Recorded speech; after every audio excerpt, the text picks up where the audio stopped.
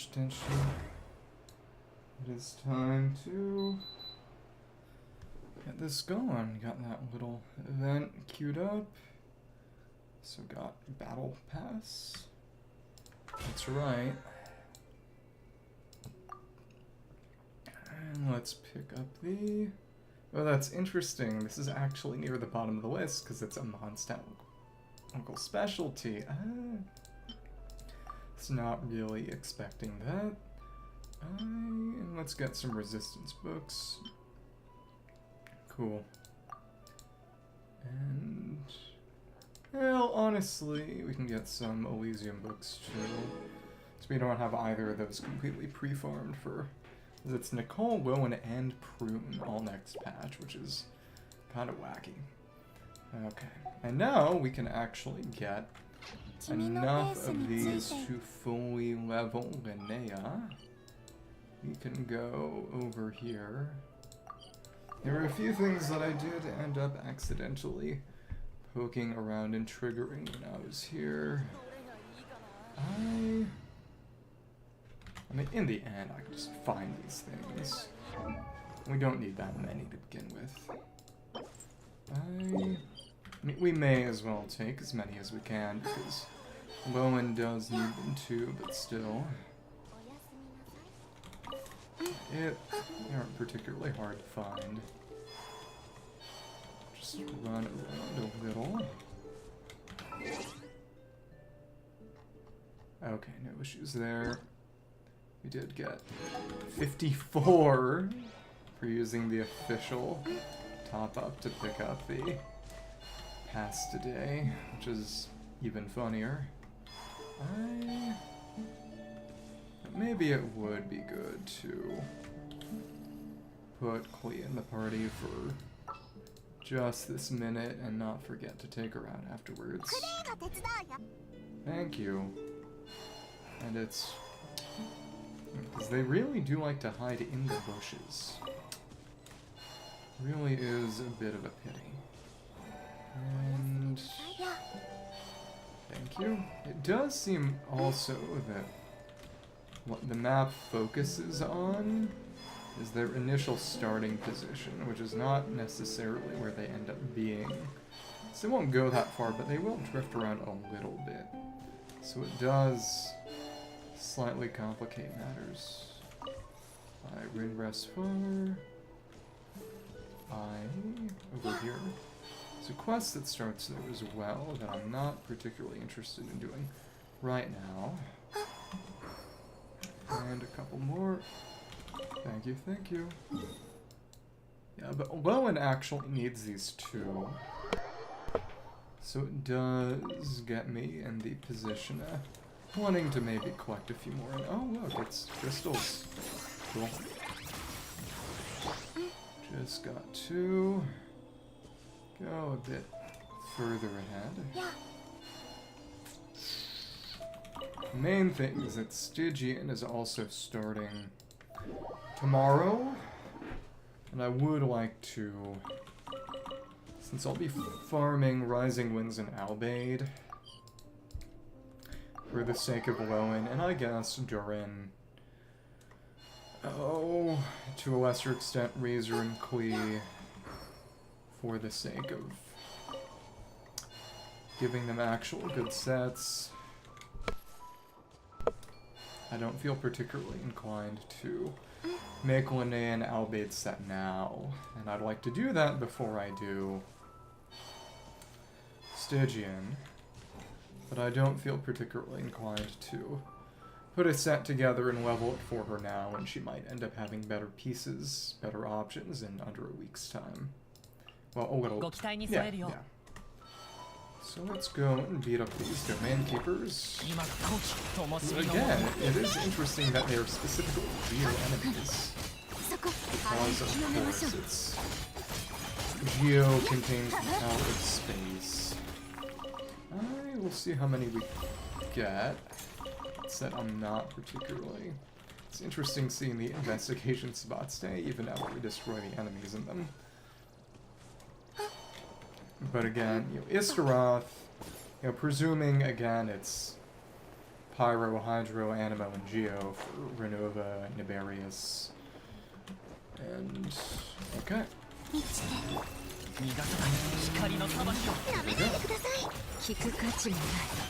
For Renova, Nibarius, Istroth, and Asmodee, and given that all these cube attacks have the exact...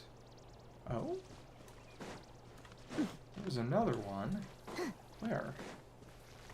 I guess Klee goes back into the party very briefly. Cool. And it's...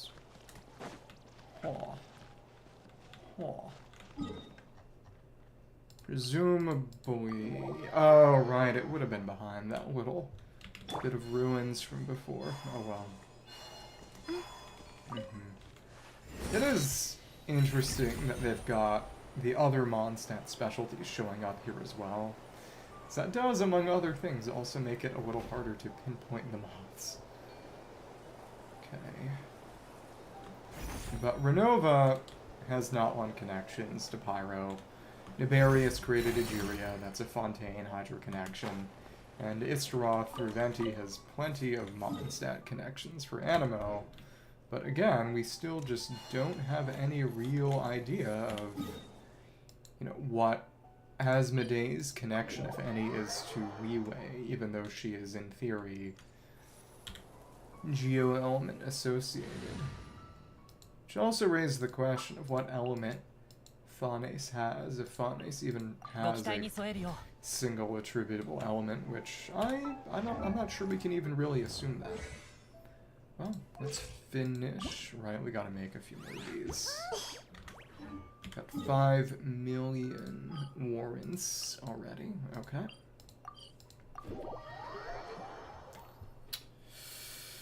Still the absolute most convenient workbench.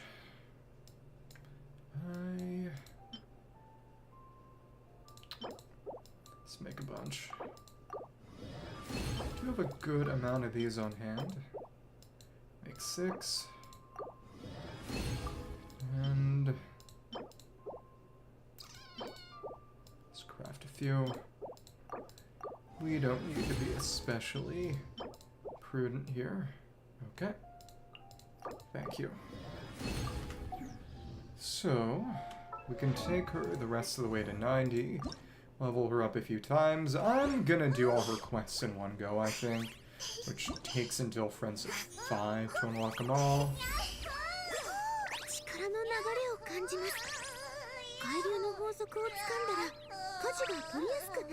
Something about feeling her power grow. Well, really, it's more she felt it lengthen. Which is an interesting way of saying that. Okay. I did, and a lot of people also thought that Lumi, especially given the name, was a big firefly, which of course did not end up being the case. Can you feel it?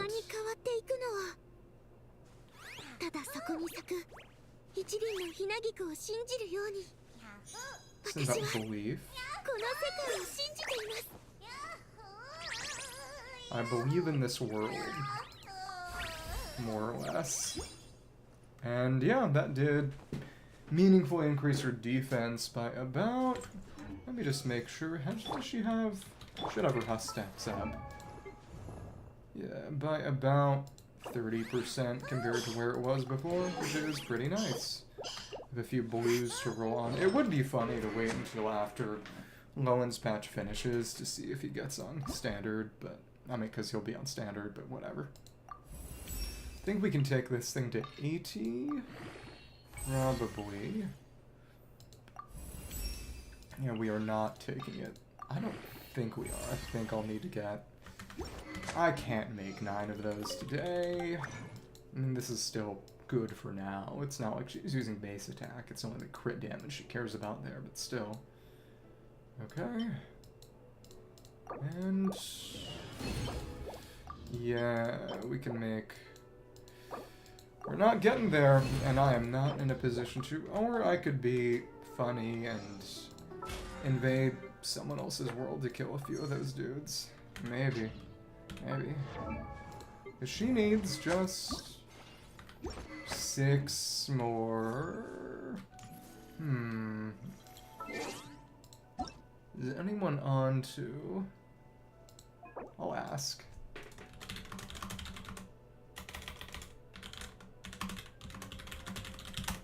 Okay. In the meantime, could finally just do dailies. After, of course, actually leveling her skills. And again, she can definitely tolerate a crit rate circlet for Albaid. We don't need that really, but it's fun. And again, Million Ton Crush is exactly 4 times the damage of the base Heavy Overdrive Hammer, but it deals less damage over the course of the rotation because it deals its regular hits more slowly too. It's interesting. And we can make more of these elixirs. It is going to be interesting to see, for, you know, obvious reasons, I suppose, what the boss materials for next patch's boss are going to be. Okay, let's make some of those. Elixir of the Heretic, and we have so many of those restraints. Just make those. You know, I'm glad that it is a 1-to-1 conversion. You would maybe think it might not be, but luckily they were kind of merciful. Yeah, and that is about half of our Mora gone. Wow. We do still have to level this thing a little more, in theory. So let's go ahead and take these guys on. Ah, exciting. And I think we can just use her big initial hit. And if not for the fact that the archer totally avoided it. Okay. But again, these guys are not strong. Alright. Go ahead. Do want to test her out on some local legends.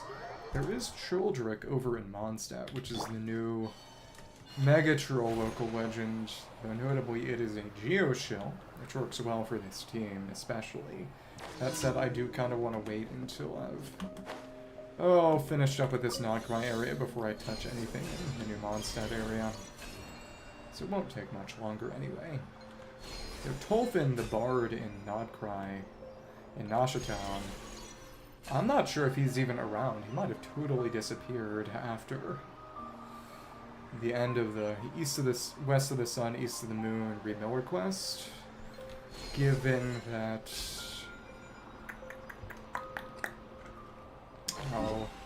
he's not in his regular place in Nashatown, and when he cycles through his songs, he has one that happens only after you've done Nightingale's Song, which is the Oluga, you know, not story quest, world quest over in the new area, mostly in Kipumaki. It's actually a little bit in each one, really. But as I was saying, and go ahead. I really did not want to get frozen, but that'll happen, I guess. Come on. Boom. Finish this off, and finish with the horse. Okay. It is, again, interesting that Zubai is so stationary, or at least to a degree far higher than Flynn's and Nefer wants to stay more or less in place during the course of her rotation. Which honestly makes sense as a Geo character. You know, she's mostly going to be standing still, waiting for the enemies to come to her. But it does make her worse against evasive enemies or group fights, which again is balance to a small extent, considering that she does currently have the highest DPS team in the game. At least in theory. But even still. I am still kind of shocked that we still have not found a way to shoot down the flying sentry zone over on that you know, over that a ways on Star Sand. But whatever. Okay. Cool. I'm definitely going to need to farm some of these. Luckily, there is, of course, a Leyline overflow this patch, but since, again, it is Nicole, Lilin, and Prune all next patch, it's gonna be a bit. The big surprise is that there aren't any Hexarai upgrades coming next patch. The only kit tweak, and it did end up getting reversed, was the tweaked at Iona's kit, then quoted mention of Stellar Conduct, though that is probably... We already made enough today. Though that was undone, it is probably foreshadowing future Hexarai, but still, I mean, we'll get a few from exploring the rest, but honestly, there's not much left. We should try to finish this out and move on to... Okay. Yep, and this is almost finished. In terms of the full access. I'm gonna have to start actually thinking about what I farm. Okay. And honestly, I want to see how well I can do with... Oh goodness, come on. Well, to the extent that it hits, it's quite good. Emphasis on to the extent that it hits. So I can't guarantee that at all. Okay. If we can reliably hit all three, I'm pretty sure Linnea can eliminate all of them in a single, triple tap, but past that. Okay. And here we go. Thanks. Oh! I think that failed a crit. Definitely. Let's try that again. Let's see. Let's try that out. Though I think it may have also been the lack of bursting. Let's try that again. So we do want to go inside back here to ensure that does not go ahead. Okay. Cool. And not quite, but it did almost get there. I do think that was a crit. It is a bit harder to tell when it's lunar damage because of how distracting the italics are, frankly. Whatever.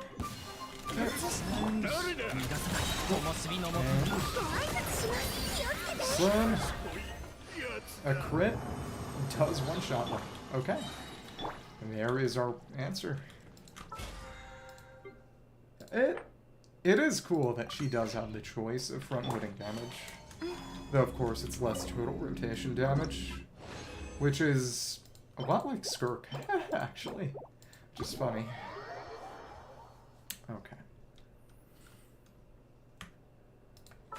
It is very funny that Nicole is only a slight upgrade over Bennett at R0, C0, R0, though to be fair, I mean, that's C0, R0. C0, R1 is a bit better. Main thing, though, is that... Oh... The buff is team-wide, which is good for a number of newer teams, such as... Oh... the Duran Benny teams, which don't have their damage, are not hyper carry teams. The Varka team, she does work well for that team, and also with the new Hexarai artifact set. Oh goodness, this chocolate has grown flappy. She has the ability to buff damage bonus for both Pyro and Animo for Varka, which is also great. And again, buff damage for Venti and Duran as well. Though to be fair, would have worked for Venti already with Bennett, because Venti does Snapshot, but Duran notably does not. So that does keep Duran's damage up a bit more, and given that he deals actually decently high amount of damage, meaningful damage contribution. That is meaningful. That said... And the shield and lack of self-pirate was also very nice quality of life for...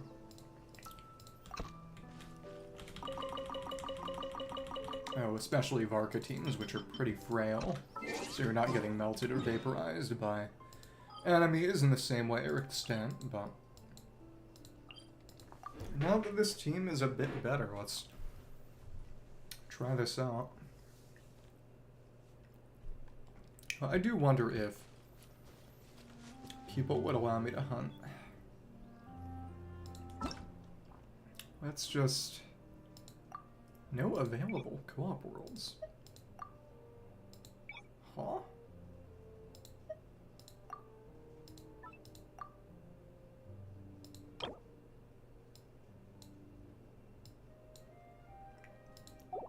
Huh. Wonder what happened. Okay, okay. No, really, I wonder what just happened. Let's just see who lets us in. If anyone. Oh, there we go. Just want to farm some angels.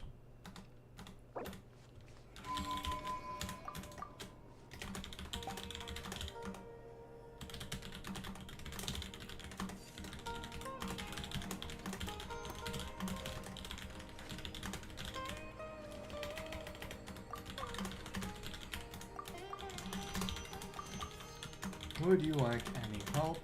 If anything. Thank you. Okay. Interesting. Oh, they're working their way through Sumeru. I'm almost envious. Almost. This is relatively new, is it? Let me just see what they've even unlocked. Tickle up on Bay is still shadowed. I mean, they've unlocked all the statues. Economy, is it? Really, it just seems... It's an underground chasm, which is a good choice. No worries. So there are just some around. They're just right here. What world level are they? Let me see. Might have to do another go around of this, potentially. Nice thing is... Oh, wow. I don't know if those guys were there before. In my world. It's 100. Is this level 9?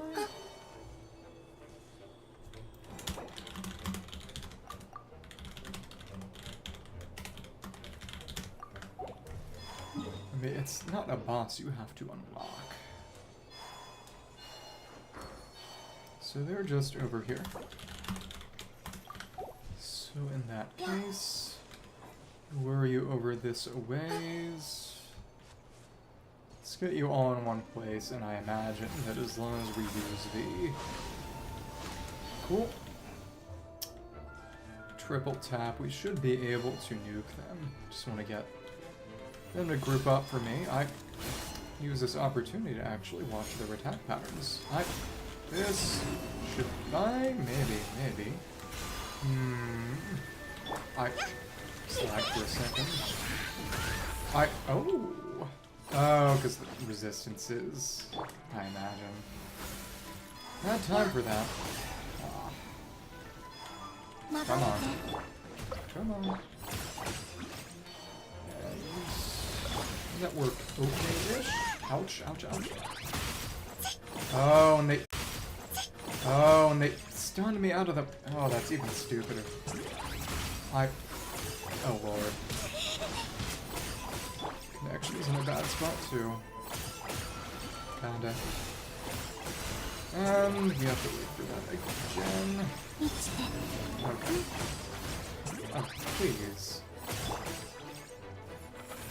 This is actually... What? Huh? Okay. It's just...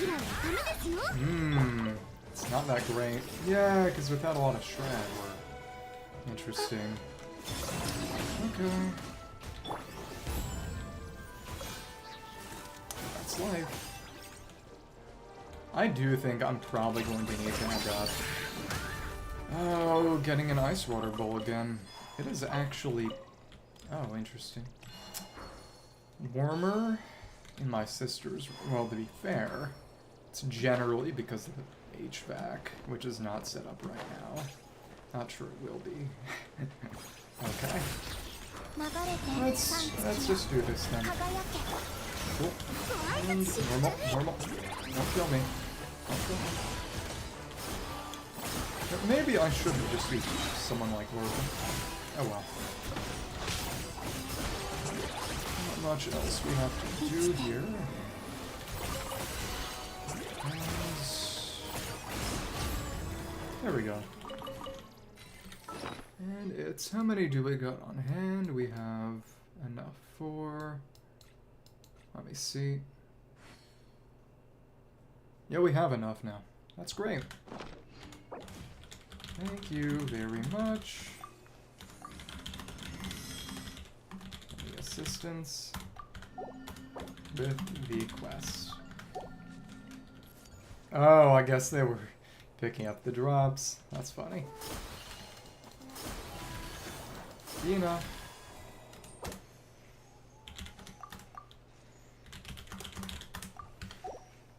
I guess we have become helpers yet again. And they mentioned Furina.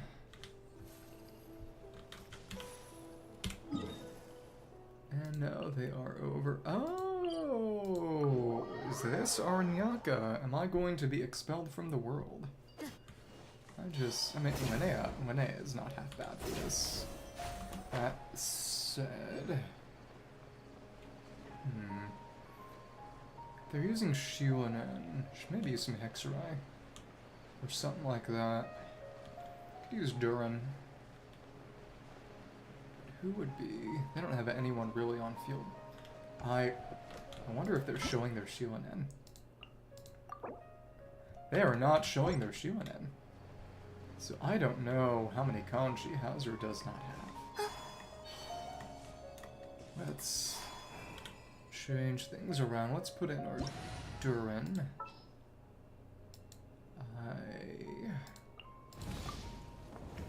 Who's a good... Honestly... Sure. Durin. Varisa. And...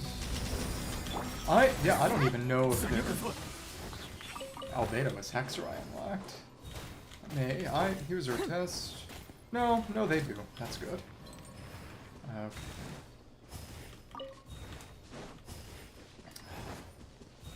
Just trying to see. Middle character means child. I don't recognize the other two. Oh, that Albedo has C2. Interesting. I don't want to preempt him too much, but this is Withering Zone stuff, isn't it? This was a Withering Zone.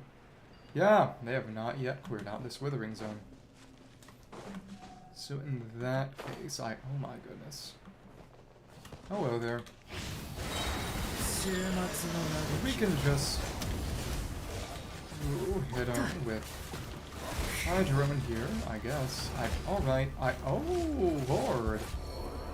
That's because the HP drop. That's right. I forgot that was his... Good lord.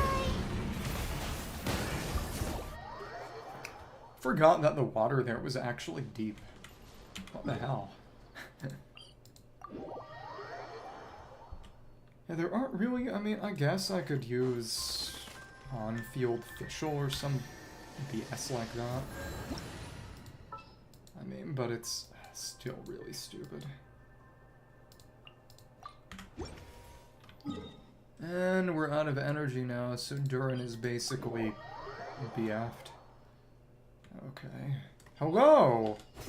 I joined someone's world for their Linnea flowers, so I am helping, or I was trying to help them with some quest stuff. I saw a withering zone for the first time in 3 or so years because they were trying to clear one up. They appear to have a C2 albedo. I'm excited for Stygian too. I'm wondering what kind of team I'm going to end up using for the Papilla. Because last time I just used a standard Mavica team, which is not necessarily... I mean, it was good, but also it's just... You know, again, of all words of Tongue of Pen that are sadder than this, I had to use Mavica again. I mean, that's the dedicated Zebai Linnea Bina shill boss. Though that said, I'm not entirely sure. I mean, it may end up being a case... Is this where they went? This is where they went, right? I went forward a bit. Okay. Yeah, I've been... You are going to come back, and I wonder what quests they're talking about. They're still having trouble with the Withering Zone? No, they've got... Oh, okay, well, there they are. So let's put our official down. Hi, hello. Youch, youch, youch. Do you have enough energy now? Thank you. And Electro... Reptile is weak to Electro, as expected. So we did clear this out for them. We can't interact with Dendrogran in other players' worlds, right? It has been so long since I... No, we can. Oh, they did that on their own. So, in that case, I wonder what else they needed help with. No problem.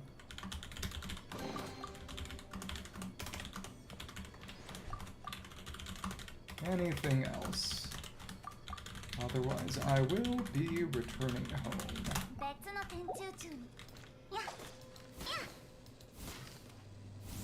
Okay, so we have fulfilled our obligations. I will be leaving. The main thing is that I see people using Bina for that fight, and I'm kind of wondering whether... Goodness. Well, actually, never mind. I keep forgetting about Bina's, silly special passive. Getting 33% more Moondrift hits, because that is genuinely huge. In terms of breaking the Gecko's multi-portion Geo ward. It is interesting, for consistency's sake, that they changed ward, shield whenever it's used in an enemy context to ward. I mean, I'm still not really used to it. It is good for consistency's purpose. Especially since there are still enemies that use the word shield in a sort of quote-unquote unofficial context. Because the Raskolnikov has a ward called the Experimental Multi-Shield. No problem. What are you reading? He's literate. Okay. And over here I got this. 3, 4, and 1, 2. Oh, nice! It's a classic for a reason.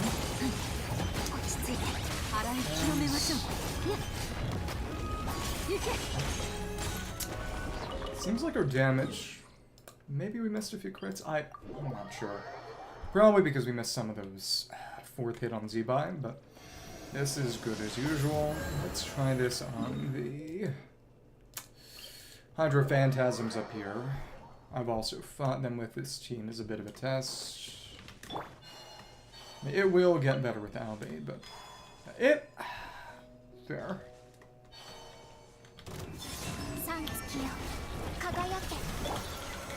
You really can't get much better than Shakespeare. It's classic for a reason. And dodge. 3, 4, and dodge. We ended up getting hit by both. Like idiots. Okay, and yeah, it is not a single rotation, but it is very, very close to one. And I think that with Linnea upgraded a little bit more, we might actually get there. That is right. Forgot to actually craft those hilts because I was distracted by dying in the withering zone.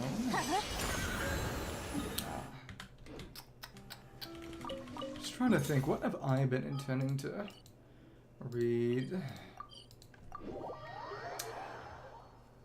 That's a good question. I have a lot of books lying around from my father because he's using that room partially to store books.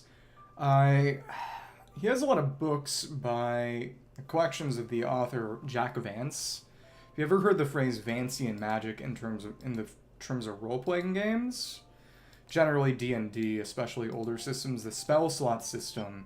It's based off of the way magic worked in some of the books he wrote called The Dying Earth, which were basically magicians had to memorize a spell, and after they used that spell, it would disappear from their memory, which is how spell slots worked in earlier D&D editions. You know, every slot was mapped to a specific spell. You could not, you know, switch them around until they introduced sorcerers, which were a little bit worse to compensate for their flexibility. Now all spell slots work like that, so some of the flavor is gone. But something that notably reminds me a bit of how that functions is the spell memory slot system in Dark Souls 1 and 2. I mean, I'm not sure if you, because we've talked about this, I don't remember you played Demon Souls, but it is very notable that they started out with Demon Souls having just a basic mana system, and then in Dark Souls 1 they changed that to something a bit more complicated, or at least more esoteric, with the spell memory slot system where, well, the attunement slot system where every spell would have a set number of casts per the memory slot equipped, and some spells, mostly weaker ones, until we got to New Game Plus cycles, which was a cool way to also make New Game Plus a bit more worth it, because there were some builds that only came on 1 Plus for spells you could only get once. You know, for example, you could, if you wanted to be really silly, do 9 New Game Plus cycles, 10 total cycles of Dark Souls 2 on a single file, and be able to devote every single... Technically, it would take 11 New Game Pluses for 12 total if you got the rings, if I recall correctly, to have 12 casts of Forbidden Sun. Actually, that would be up to... That's up to 36, if I recall correctly, because it's 1 base cast, and up to 2 additional casts from Attunement, which is also really cool, that it also just gives you additional casts. I mean, as much as I like Dark Souls 3 and Elden Ring, I will 100% say that the fact that they reverted back to the mana system, as in... That was less damage than expected. Oh well. And there we go, at least. It makes sense. It wouldn't be as busted in Local Legends, but still a bit disappointing. Now in Elden Ring and Elden Ring DS3, just like it was in Demon Souls, there's really no incentive or purpose to the weaker spells once you have the better version, because you can just use your mana, your focus points, depending on the game, to just cast that spell again and again and again. Whereas with 1 and 2, something that, again, I quite liked, is that they retain their relevance because you can only have so many heavy soul arrows, so many great soul arrows. If you're trying to fill up on attunement slots, though to be fair, I do also have complicated opinions about the way Elden Ring handled the memory slots as well, and that they're not tied to attunement or focus, and you just get a bunch, as memory slots through the game, which is a cool way to incentivize exploration and progression. And given that you aren't encountering as many, bonfire equivalent sites of grace, it is, I guess, if you're intending to target enemy weaknesses, because there are various... In a specific area, there's a lot more diversity in terms of the types of enemies you'll encounter and their weaknesses than there were in, say, for example, any Souls game with more limited memory slots tied directly to focus or attunement. Because you had... You could go in the skeleton area, only fight skeletons, the demon area, pretty much only fight demons, so on and so forth. You could pretty reliably expect to target one weakness and have it serve you. Whereas with Elden Ring, if you're going around, you're finding Bloodhound Knights, chanting Winged Dames, some skeletons here and there, just thinking of East Caelid right now. I mean, maybe a Deathrite Bird, And unless you want to go all the way back, target a weakness, I mean, you would prefer to have slots so you can take, you know, a good spell or two of relevant damage types. So if you're knowing what to target, you can go ahead and just target that. It's interesting. It's interesting. But it does, of course, also make it arguably less relevant, the choice you make of, what spells to be taken on a given encounter, though again, given that the larger diversity of enemies generally in your time between checkpoints, you're also generally going to be making use, you're going to be needing all those slots a lot more often. And to be totally honest, I will say that in Elden Ring, I did, especially early game, feel a lot more limited by my spell slots than I ever did in any of the normal Souls games for precisely that reason. Though at the very same time, it's also, frankly, a bit of choice paralysis. Because there was a desire to take everything I could theoretically need, whereas with previous Souls games, it was just, okay, I'm only gonna get a few, I'll pick a good buff, a good damage spell, etc., maybe a weapon buff, and that's that. Whereas with...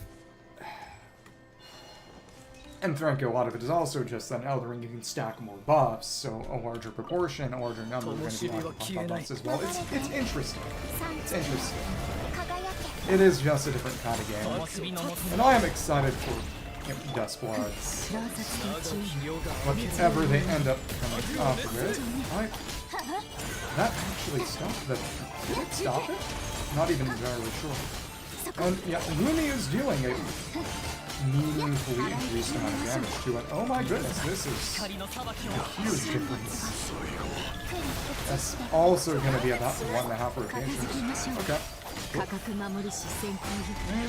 Alright, and dodge.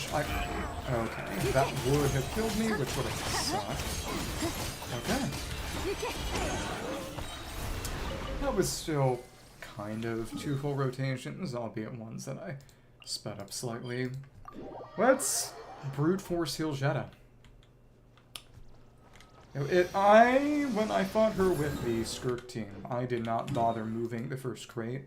Because one thing I did not initially know about Hiljetta's fight in the overworld is that in Abyss, which is so far the only endgame mode in which she's actually shown up, she immediately creates up to 3 armor pieces and tries to draw them towards her, whereas in the overworld she starts with 1, moves on to 2, and then moves on to 3. So the first time around, since the first one spawns over here and she only spawns 1, you can, with just moving the crate using moon power, totally stop the attack. And just have her waste your time. Yeah, with freeze, it's better to proc it after freezing for one shatter so you can get the buff, but without the ability to get that buff, you may as well just block it, have her waste your time, and continue brute forcing her. Okay. See? Absolutely nothing to do. 3, 4, thanks. Now we want to use this absorb. Nice. And defense shred. It would definitely like to further level. Come on. 2, 3, and here we go. We're gonna go for another, so at this point, let's see how much damage we deal. Not that much. It's kind of wild. Oh well. So even without any accommodation of a gimmick, it's just a very, very strong team. Cool.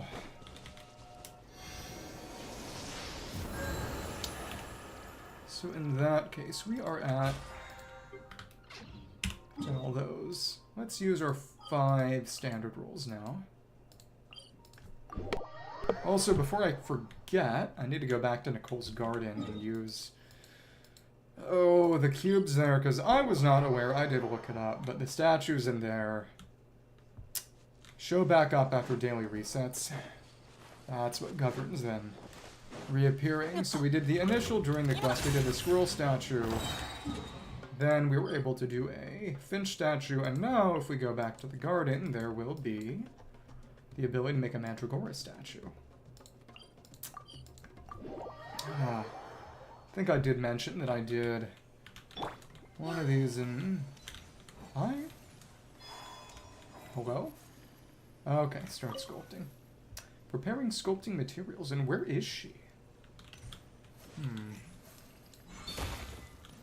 Alright. Let's go ahead. Let Linnea do this, because why not? All of these are zeros. And watch our own numbers decrease. Okay. Okay. And do not intend to make any mistakes if I can help it. And we do... They do want us to just turn these. Okay. Takes a second for that to get fixed up. These are also zeros. I do not imagine that the open world ones are going to be meaningfully difficult. And then we can just keep rotating, and we don't have the ability to lift ourselves up or anything. It's quite vexing. Okay, it's 2 already. It's a 4. Anything that's a 4 from this side we know we have to entirely preserve. It's a nice process of elimination. Okay.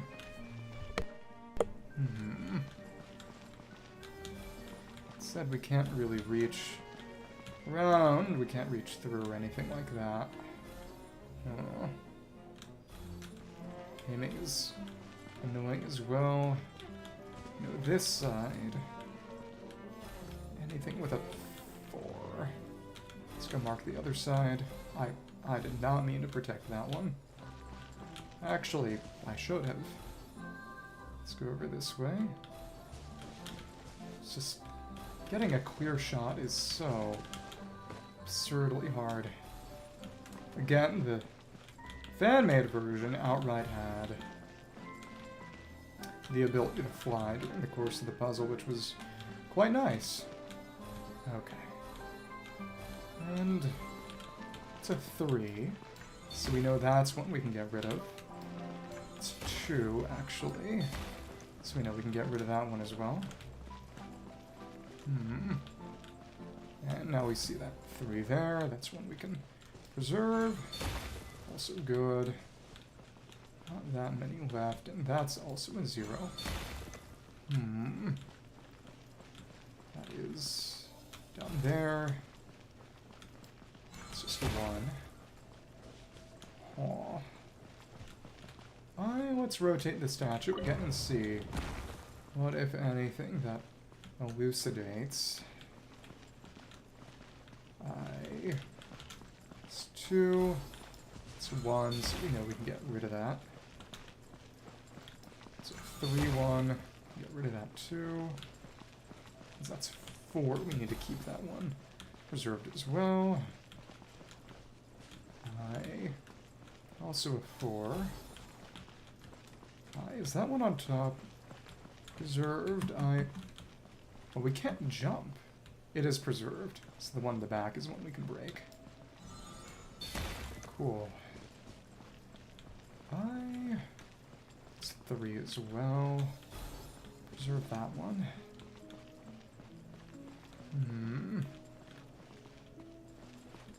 And these ones that have gotten a little troublesome. Not being able to fly. It's a bit of a bit vexing. It's 3. That's a 1. Okay. So there is only one more that we need to break. Just a very simple process of elimination. Okay. It's 1, so this will finish it out. Fantastic, with no mistakes. And there is our Mandragora statue. The completed sculpture is in place in the appropriate position. Awesome. believe that is all of them. Got our finch, all these squirrels. I do wonder if there'll be any more, but I think that was the last of it. Okay. Yeah. Welcome, welcome. The Witch's Lodge. Oh wait, it's just you two. Ara? Not right at the moment. I'm actually in Samira watching a rich blind target bearing tea beneath. There's tea on the table, though. Help yourselves. How long has this tea been brewing? Is it still drinkable? Oh, you have little faith. Rest assured that a witch's teapot will only ever be filled with freshly brewed tea. Sorry, gotta go. It's charging right at me. Oh, that brave little kitty. No self-preservation instinct, huh? Though to be fair, I guess she assumes that her shield will be able to protect her. Be funny if we could drink it and get poisoned or something. Wow. Okay. Yeah, just... how many? There is another plinth back here. Which I would certainly like to do. There are two, actually, without any plants on them. I would certainly like to be permitted to do a few more of these. They're very fun.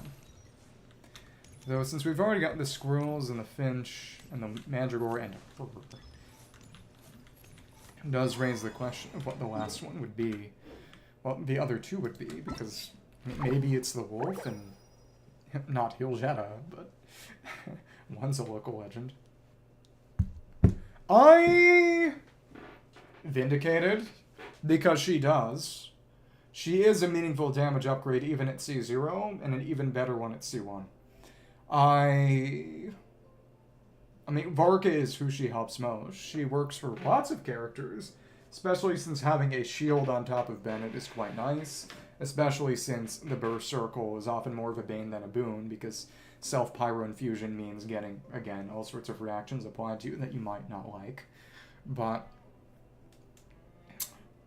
the big funny is that, I was trying to think of, who is getting shilled by the Watcher boss. And I realized today, because I looked at its abilities and found I'd been misinterpreting something, because the elemental stars that it summons are not, they're not wards. They're objects with HP. They just have permanent aura and immunity to the element they recorded. So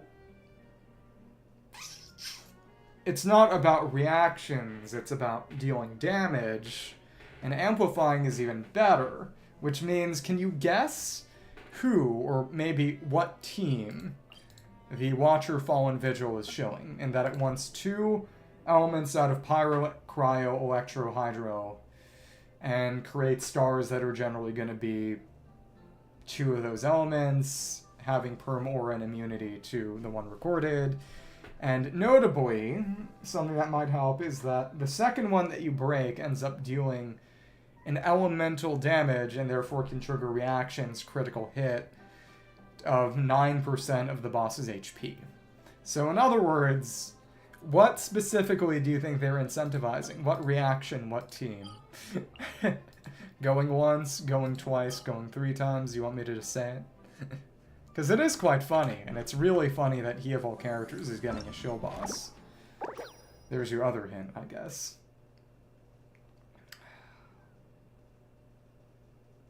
I mean, as a further hint, arguably, the White Wolf and the Mandragora are technically Nicole shill bosses, because Varka gets used there, and she's great for Varka.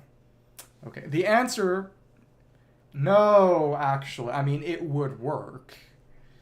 But the very specific answer is it's Lowen Dark Durin Melt. As in, Lowen is the on-field driver for Dark Durin Melt. Because, since it's not about application rate, but about damage dealt that can take advantage of existing aura, Dark Durin can melt on the Cryostar for big damage without having to worry about something being applied. And Lowen, who is applying very rapidly, can still actually trigger his own melts on the Pyro Star. And because Durin's going to be dealing more damage, it's generally going to be the Cryo Star being broken first, doing the cryo hit first, and then Welland's going to be applying cryo to the boss. So the second star's explosion, which deals 9% set damage but can apply a reaction, can deal 18% or more damage, flat percentile max HP damage to the boss by melting that 9%. It is a specific Durin melt show boss, which is quite funny.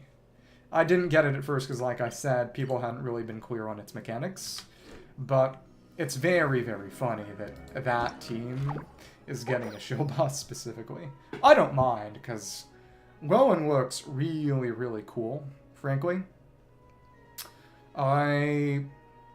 He's a dagger character. It is very funny that, both he and Rosari are Mondstadt Cryopolarm characters who have used daggers. That said, Rosari does not actually use them to fight. Yeah. Well, let's do the event. Surveying and mapping studies for the purpose of exchanging surveying and mapping experience and making progress together. Mika from the Reconnaissance Company is working with excellent knights from other squads to conduct an interesting surveying and mapping exercise. Let's go to the quest. A Knight's Guide to Surveying. Starfell Valley Mondstadt, talk to Mika. A few knights seem to exchange information on surveying techniques. Yeah, Rowan is the first ever character they have created who is a dedicated driver. They've made characters who have ended up being used best as drivers. I mean, at this point, I think Rethesli is best used as a Dark Durin Melt driver. And Tartaglia, because his damage is garbage, but he applies a lot of Hydro, has been best used as an on-field Zhongling Vaporized driver for years. But the very first time that they've created, because the big thing is that Rowan gets a buff to his own damage when off-field characters deal high single instances of damage. So that's generally intended to be for Durin melting, but you can actually also use it with Escoffier, Fiorina, and Mona. Exactly. He's also violence maxing and sociopath maxing or some poison maxing. These are all totally nonsense terms, I'm sorry. Okay. I mean, it is genuinely... I think frightening would be a strong word, but it is very darkly funny to see, for lack of a better term, black pill slang breaking into the mainstream. I mean, to be fair, that is more or less happened with, the word nerd, which originally was almost violently derogatory before it got quote-unquote reclaimed, I guess. I mean, after long enough, even the most controversial anything is going to get repurposed and, as the situationists would say, recuperated. It's apparently, and which is very funny to me, Pantalone is actually going to use the Giga XL model that Varka and, to the extent it matters, Capitano have used, which really surprised me. And I imagine it's a change that they made internally, because in the Harbinger Lazo trailer, he did not look as tall as Capitano. Though I guess I should be rewatching at this point. Trey. Instructor, what do you think of the design of this survey route? The height here and the obstacles, you managed to preserve real-world conditions without compromising the difficulty of the challenge. You even managed to retain a degree of fun. Very well done. Mr. Trey, I don't think I have much more to teach you. Next step is to consolidate what you've learned and apply it to new scenarios. But... oh, and what else are you worried about? If I could learn as fast as you can, the gunsmiths of the Eighth Company? Especially Coke, which is presumably a reference to Heckler and Koch. Is it Coach? Koch? Cock? I'm sorry. That is a pretty famous brand of guns. She is an event-exclusive NPC. Would parade me around as a poster child for hard work, then use me to guilt trip those lazy bones. You're already doing very well, Elwen. Didn't he make the calibration objects we use this time? If it had been my job, they probably would have ended up in Vice Captain Woman's display case of unidentified objects. What are you guys doing here? This place is buzzing. There's so many people gathered here, and the Knights of Oni's having a picnic. It's the honorary knight in Paimon. Greetings. This is Mr. Trey. Vice Captain Woman sent him here to compare notes and learn some cartography skills with me. So together we designed the Surveying and Searching Challenge. And this is Elwyn, a member of the Reconnaissance Company, just like me. She's helped us a lot these past few days. And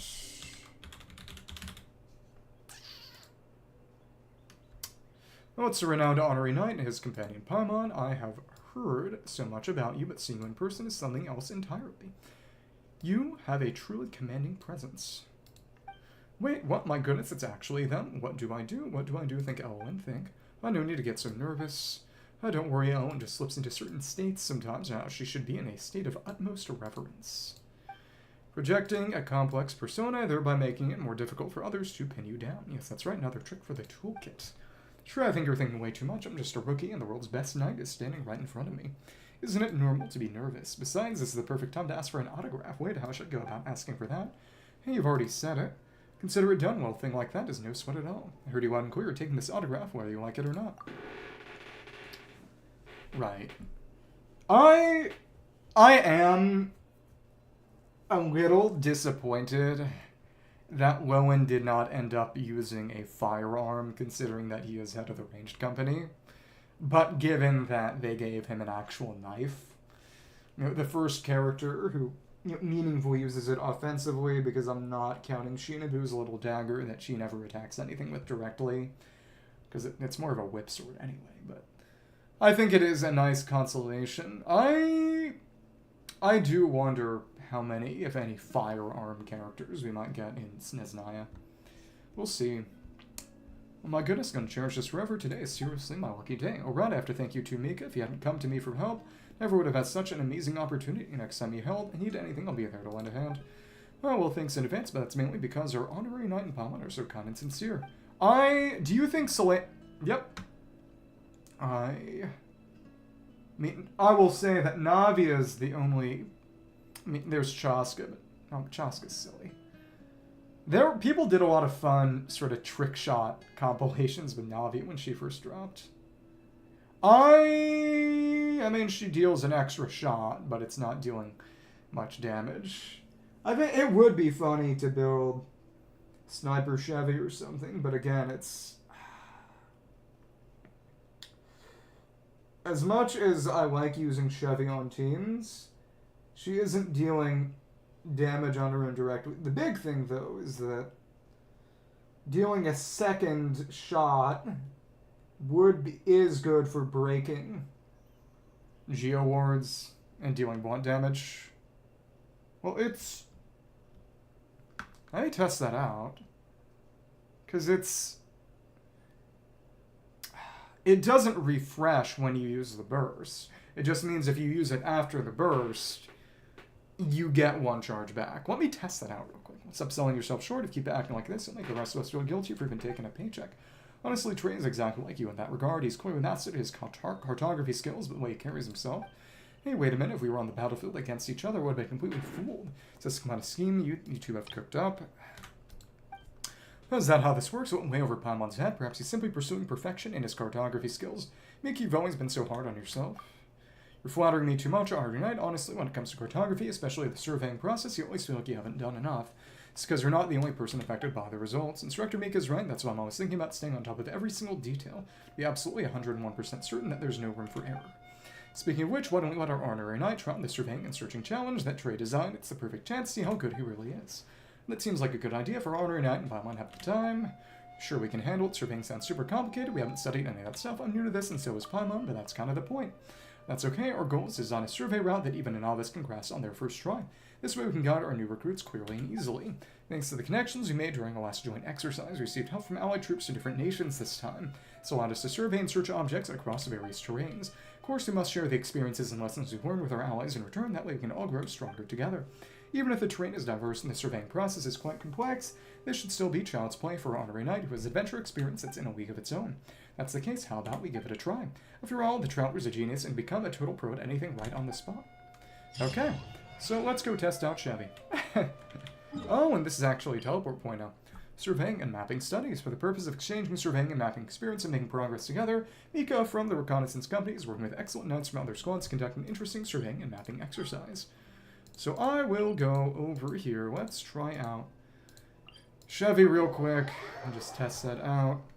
One of us has to be wrong, unfortunately. It might even be me. We don't have a team with Chevy currently on it. None of these really matter much at the moment. She's got her Fav Lance on her right now, right? I think. Alright. Yeah. Okay, good. So let's make sure.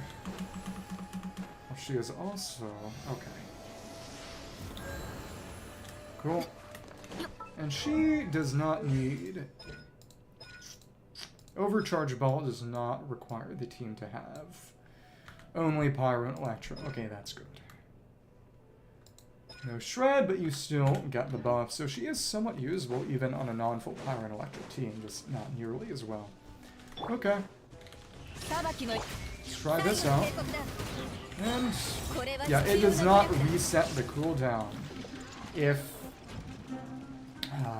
you've already used it.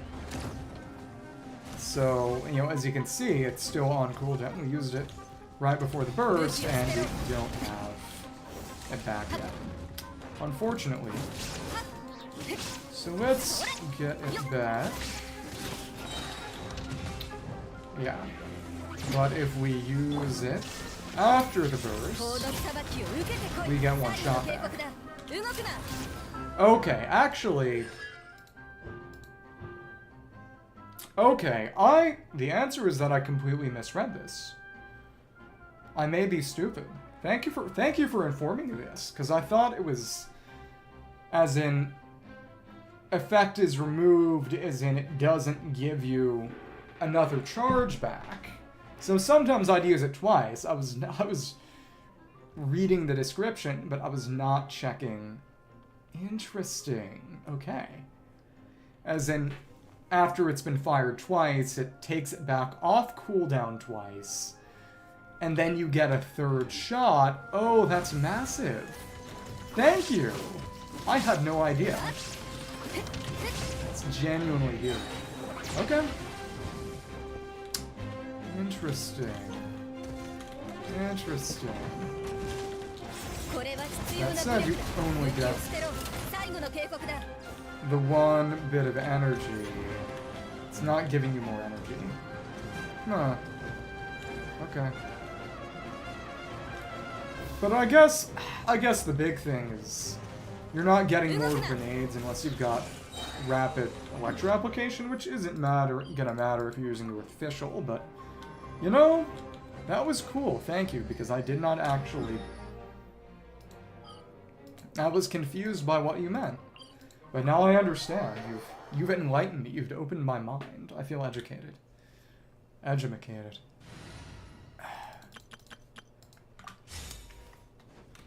Why is there a second Jean plush? They really like her. Actually, this is Trey's personal Jean plush. I don't think we want to know what he does with it in his free time. Okay, hold on, or night, guess. Oh, and you're doing great. You're not nervous at all. Inhale, take a deep breath. Think about what you're going to say. I move away from the mic to breathe in. Why don't you tell me something about yourself? Me, I'm just an ordinary knight, and I'm good at... Well, actually, there's nothing I'm particularly good at, but there are things I'm particularly bad at. For example, muskets are so complicated, no matter how hard I try, I can't seem to maintain them properly. Oh, there are so many steps that only Cock can remember them all. Oh, and by the way, Cock is a gunman smith at Dorman Port, and that's why I prefer traditional weapons to muskets. They're not only easier to handle, but also much easier to maintain. Mika, how was the experience? Honorary Knight, I think Trey is a knack for this. Challenge should help you understand several key points of surveying. Even a beginner can grasp it with ease. That's good. Trey is very talented and diligent. If you deliver something that everyone's happy with, that will surely boost his confidence. As for Owen, she may be better at some things than others, but she excels in many areas. It's not an exaggeration to call her an all-rounder, especially when it comes to cooking. Everyone who's been to their Constance Company camp can't stop raving about it. Oh, so Elwyn is one of Mika's, co-workers in the reconnaissance company. You're making me want to try it, and then feel free to drop more often. Once they finish their surveying exercises, I should have some free time too. Actually, they weren't the only ones owning their skills this time. I've been revisiting the basics myself. My perspective and experience have evolved, and my courage vantage point has actually given me a whole new set of ideas. Ultimately, I hope everyone finds this experience fruitful. I really hope they give him some nice Hexrai buffs along with Eula, so I can actually level them. I ground up some books for them to level them, but since they're not getting Hexrai buffs next patch, I didn't feel particularly inclined. I guess we'll see what 6.7 has for us. Sandrone, maybe. What do you think of Trey? Trey is a nice person in every aspect. He's a capable worker, a quick learner, and also has a great personality. Coworker, superior, or subordinate, he's a person you want to work with regardless of capacity. It's just that he still struggles with confidence sometimes, just as Mika does. It's a bit ironic, considering he scored exceptionally well in this year's combat test. So, unlike him, I actually failed my basic mechanism dismantling exam. Even though the subject is mostly only useful for ruining mechanisms, it still worries me a bit. I can only hope for better luck at next year's test. As long as I scrape through, I'll be satisfied. But, again, in theory, we're getting Stellar Swirl, Stellar Conduct, as in Cryo Swirl, and Superconduct, as well as, Ron Grass, or, I don't know, Stellar Grass, as the equivalent of Lunar Reactions in SNES9, which is, again, pretty cool, because unlike Lunar, which, frankly, aside from Lunar Crystallize, did not meaningfully change much, well, other than Lunar Bloom being stupid, Rongrass enables an entirely new kind of team instead of being a buff or another way to play an existing team. Though, again, I guess you could say Lunar Crystallines did a bit of that because it allowed Zhongli to be played somewhat offensively because of his rapid Geo-app. But, never before outside of, I guess, Fridge, which is a very niche comp because it requires a freezable enemy. As in, freezing an enemy to create more blooms from Hydro Aura instead of Hydro on Dendro. As in Dendro on Hydro, Dendro on Frozen instead of Hydro on Dendro, because for various reasons, if an enemy is frozen, you can use Dendro to create bloom cores without it eating the Hydro up as quickly. But, it allows entirely new teams when, aside from some minor Lunar Crystallized stuff, that was not true of Lunar Reactions. It'll be interesting to see how that goes. Tell me, what do you do on a day-to-day basis? Compared to your experiences on a rare night, what we do on a regular basis probably sounds less flashy. But again, I hope Selena's playable. She does have, again, internally, her avatar type is a playable avatar type. It's avatar _ lady _ undefined _ Seleno. I mean, Kaleno.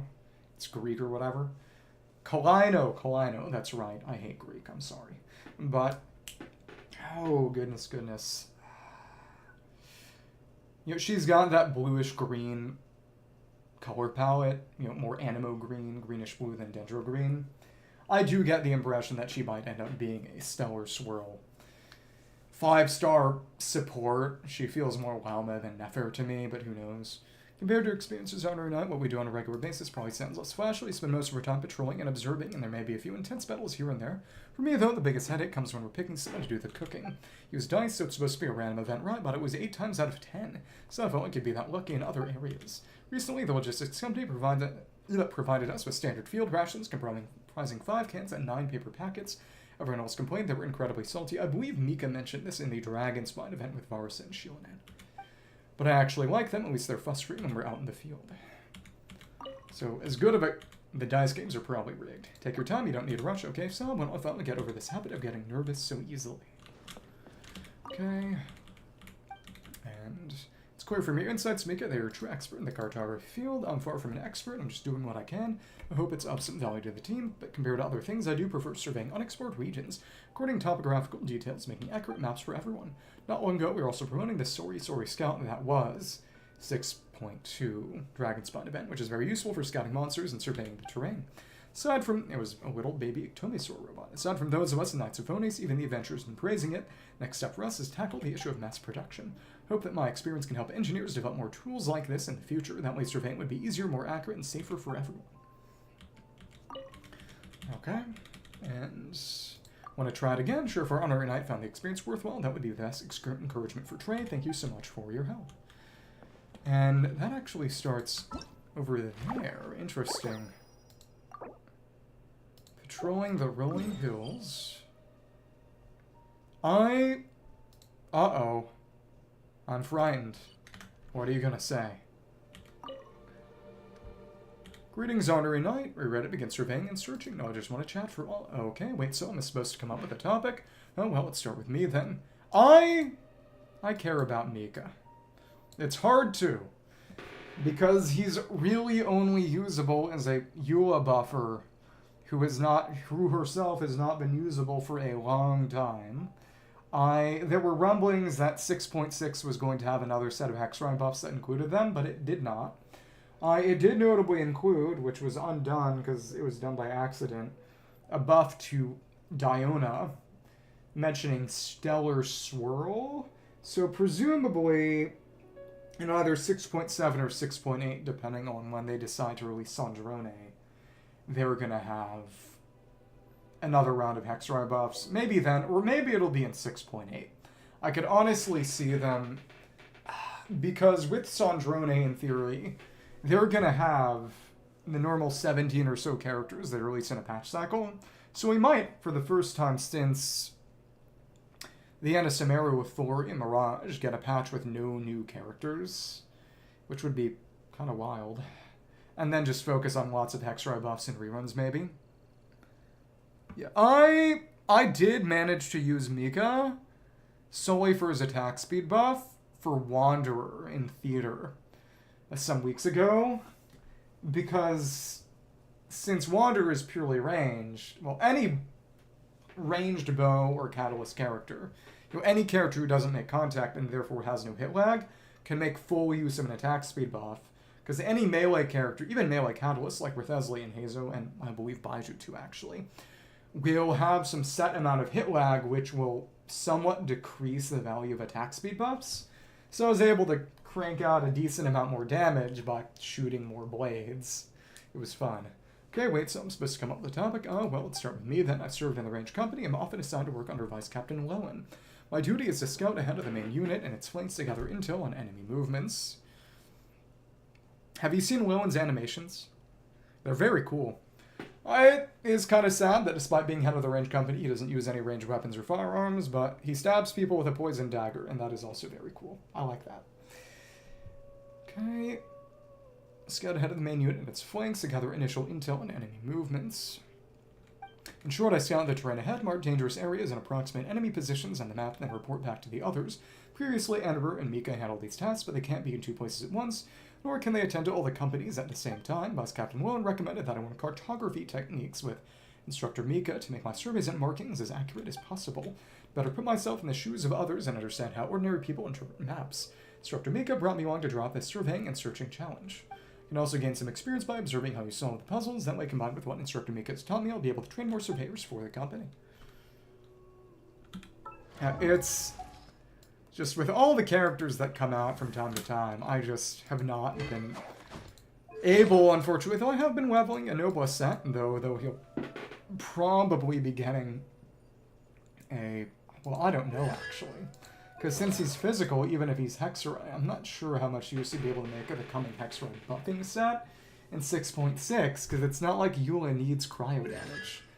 Probably still prefer having Noblesse. I got this years ago rolling for Shenhe, and I mean, that was really wild, too. He was not on a Eula banner, he was on a Shenhe banner, when Eula was not running. I'd like to know how you're getting along with everyone, how I'm getting along with the others. Well, everyone is really nice here, at least the people I've met are great comrades. They were all very capable and responsible. If I had to point to someone in particular, Vice Captain Lowen would be the one I admire most. I often struggle to follow his train of thought, but he's incredibly reliable. Somehow, he always turns up the most dangerous places on the map, and then he'll clear out the hidden perils without breaking a sweat. When Asia Gretel, too, she's a signals officer from the 7th Company, works with a trained Falcon. She was the blue-haired NPC from last patch. Mondstadt event, the Falcon may look a bit intimidating, Vesper the Falcon, but Asia is a reliable and easygoing person. Heard that she's often accompanies Amber to the reconnaissance company's camp. She's pretty close to Elwyn. She raved about how good Elwyn's cooking is and maybe want to try some for myself. Okay, and anything else? I have nothing to ask right now. Okay, if you'd like to try it, just let me know. I'm always here. And Sure, I was just about to give it a try. Okay, everything's ready. If you have any questions, feel free to ask. Patrolling the rolling hills. The rolling hills can easily obscure the observer's line of sight. To quickly pinpoint the location of the calibration target, you'll need the help of your compass. Round 1, 2, and 3. Calibration objects set up by the knights are present within the stage. Travelers must mark the locations on the map as accurately as possible. While mapping, the special map will display only limited scene information, such as the compass and simulated landmarks. The map can also display the direction that the traveler is facing, but not their exact position. When you click any position on the map to mark it, a marker will appear at the corresponding location in the scene. The marker is close enough to the target, and the measurement is successful. What does Shen have? I mean, the main thing is that Kuching has a judgment cut. But other than that... If I recall correctly, some people believe that Razor had moves pretty similar to Nero, if I recall correctly. I got DMC5 on sale on Steam, and I've not had a chance to play it some time ago. Compass placed by the knights will appear in the scene to assist the traveler with calibration. Once activated, their positions will be shown on the special map. Okay.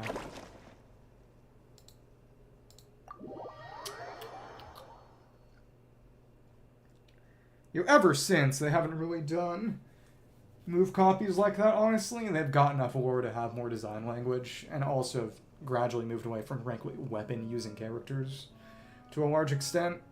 The main thing I'd say is that now they can be self-referential a lot more. For example, a lot of Varka's moves are similar to the way Eula fights. Okay, I think the only one you can really say is Kuching. Just any kind of slashes in a set AoE. Shen is definitely kind of pushing it. Kuching is a very intentional reference, though. Intentional tribute. Calibration objects set knights are present within the stage. Travelers must mark their... Okay, we've seen this. Optional activate compasses. As accurately as possible. Round 1, calibration target has appeared. Find and open the map to pin it down. I have no interest in using any of the compasses. It is... Once you face the target, you can determine its position using the character's orientation on that special map. Well, that's Virgil, so that's why. And... facing up. It's right around here. Just see,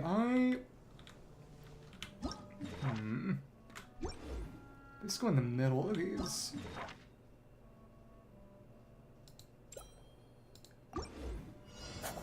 Error value oh, well. Oops. That was not good. Mapping failed. Oh, Lord. I guess it's right here. I guess we can just use the compasses.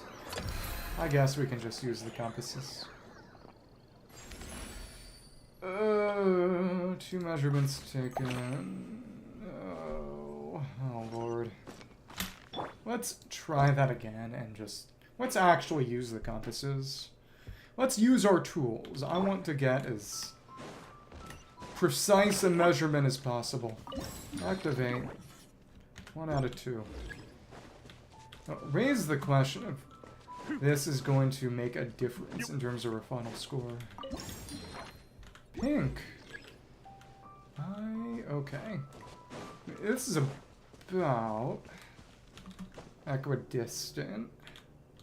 More or less, right? And then it's sort of a half length in that direction. It's not showing our marker precisely, and that's right. Is it gonna make any meaningful difference? Okay. 1 measurement taken. What is the maximum score we can get? I am thinking way too hard about this. She's right over here. Okay. I mean, in the end, it's just What's maximum? What would be perfect? What does a calibration error of 0 look like? Really? So again, it's about a half length. We're about halfway in between. We're facing this direction. Should be right around here, right? Descends. Yep, it descended right on it. Yep. So that is what a perfect score looks like. 2250. Okay. Interesting. So what is a perfect score going to look like? Activated both of the compasses. We're over in the middle of this ridge.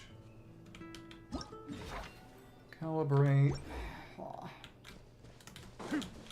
It's obviously in this little mitten-shaped bluff. Oh no. What is Twitch doing? Gonna take us out back and shoot us, huh? It is very slightly off-center. Facing towards the middle. I should be.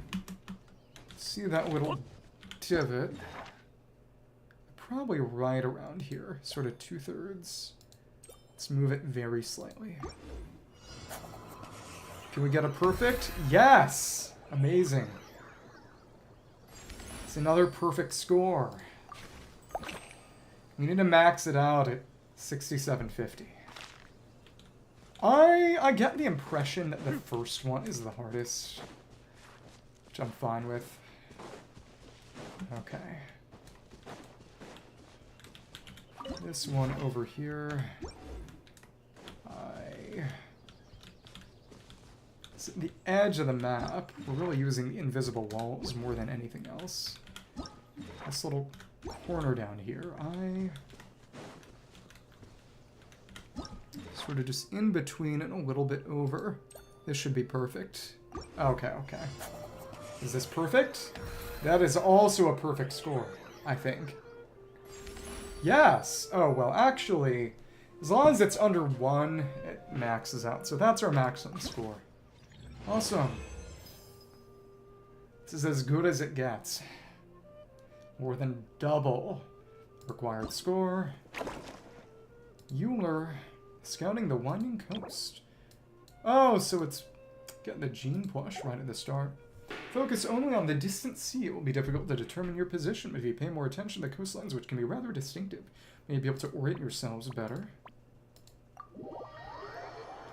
Well, really, this is less Geoguessr, precisely, but it's still cool. Oh, and this is Fontaine. Okay. The special map. Well, may as well activate them all, but I'm familiar with the areas well enough, honestly. It was really only the first one that had that level of annoyance. I have about 6 or so. 5 or 6. Okay. It's right sort of in this little patch. You can see it in this. We're around here. It's more or less in the middle of that playable area. Not in the middle. Let me see where this marks. This counts as water, so the shore starts here. I think a little, slightly towards the back. Should be fine. Why is that a 2250? As long as it's within 1, it's effectively perfect. Okay, good. Maybe I just need to start a piloting service. That's a joke, by the way. But it... I mean, if it does come down to it, you could always delete it. Something temporarily. Only temporarily. And it's down on this side. Is it between the rocks? It's more or less between these rocky pockets. Right? Right?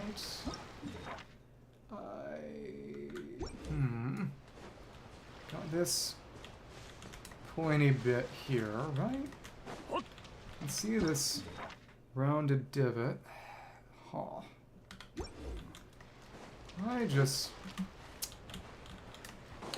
No, that's the pocket itself. It's kind of in the pocket. Okay, between the little projections out. Okay. Right? I think. I do not need to end up humiliating myself. It's basically right here. Basically. Come on. Oh, ew. We were a little farther away. It was closer to the edge. Annoying. Let's try that again. I am not going to be satisfied with anything less than a maximum score. Okay. Compasses aren't that big a deal. Apparently they are semi-randomized, which is cool. But there are only so many options, so if it comes down to it, we can always learn them all by trial and error. Not trial and error, but repeated testing. That's what I'll say. So by this little divot, it's this one here. The end of the rock, which is maybe a little not imprecisely represented on the map. It's around here. Around here. In between the end and there. I think that's right. Right? Oh, ew. It was a little... Interesting. A little farther ahead. Oh, that is insanely precise. Aw. This is evil. This is evil. Just gonna have to learn these all, aren't I? I mean, it objectively does not matter. Stupid Eula plush. Okay. It's right by the end of this bit here. Another pocket.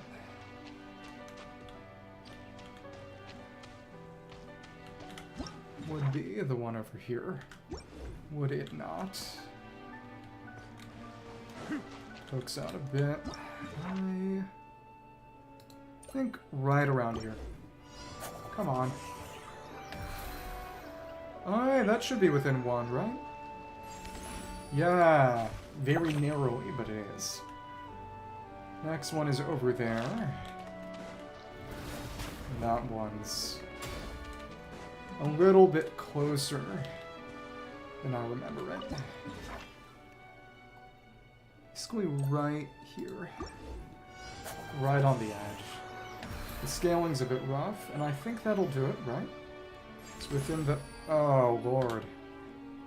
And that was actually a bit too close to the edge. It's genuinely vile. Okay. I mean, it's, again, there's a little bit of room for error, but not that much. And eventually, what it's going to come down to is being able to see where each one is individually on the map and get some reckoning of it that way. Slightly off center.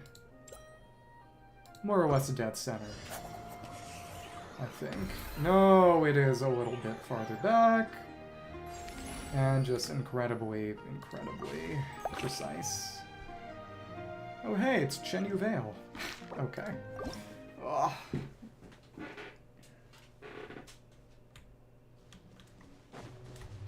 That one. Over that away. Other side of that. That's one that we've gotten. basically right here. Though we need to be a tiny bit closer. And wait, what? No. Huh?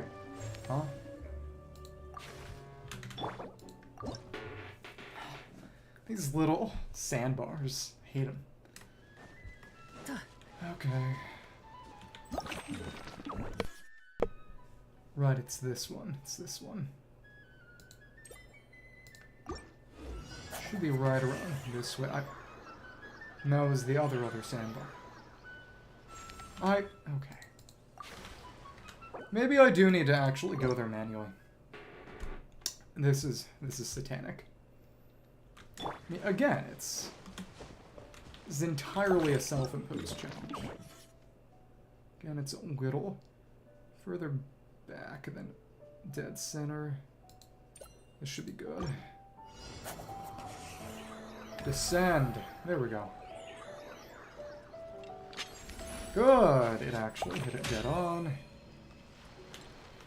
There's that one over there, which is... That's too close. This should be good. Maybe I should change my mouse sensitivity. There we go. And the last round.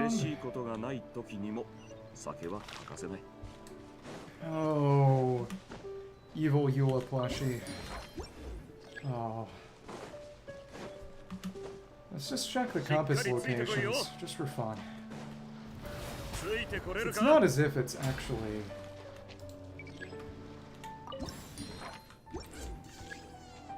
I mean, what would the support actually even do? That's the question. The big thing is, what would it mean for my score? Actually, it's totally blocked off. Come on.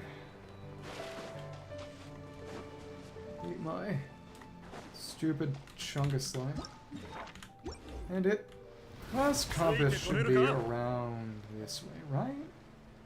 And I've only seen 2 of them. Yeah, exactly. And... Oh my goodness. This one is rough. It's more or less... You get a somewhat straight line. And how far is it to the end of the sandbar is the question.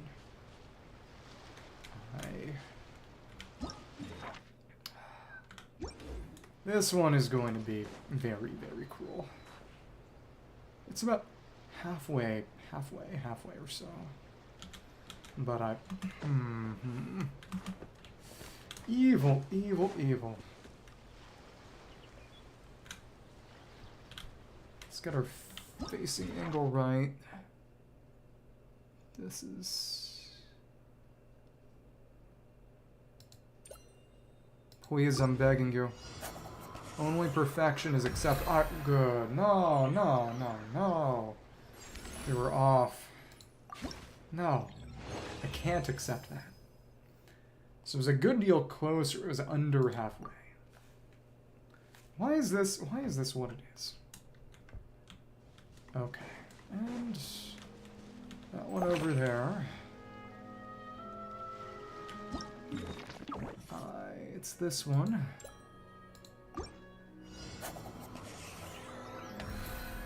That's dead on. Yep. Very narrow. That is not one we have seen before. It is right on that little shore bulge. Sort of in the middle. Sort of. The rocky bit is here.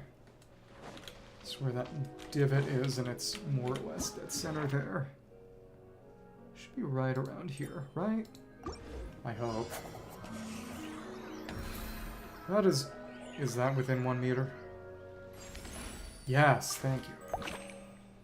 And I get the impression that that final one is predetermined to an extent. Maybe. But that one's a good deal closer, actually. That may be worse. Because I don't have frame of reference for it. It's by these rocks. Right on the world border. Kind of. It's that divot. It overlaps with the land around here. Is this... Can't see where we are. About halfway? Oh my goodness. The main thing is just that the map does not... It is not a perfect determinant of... That's where it overlaps the rock. It's not 1-1. Unfortunately. What we actually see... It's kind of halfway between... Maybe we're like 2/3, 3/5. I'm begging. No, no. And it was majorly off. I mean, again, it's getting better at the earlier ones. I feel like Rainbow.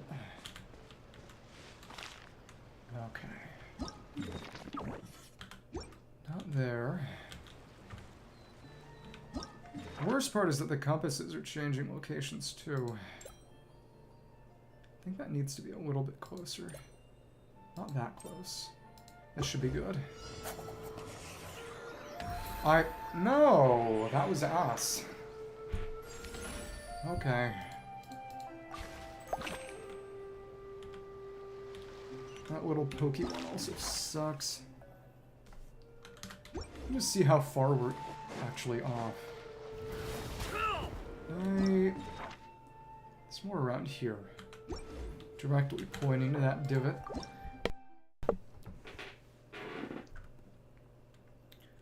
So the end is near. So it's that one. Again, it's off center and a whittle towards the back.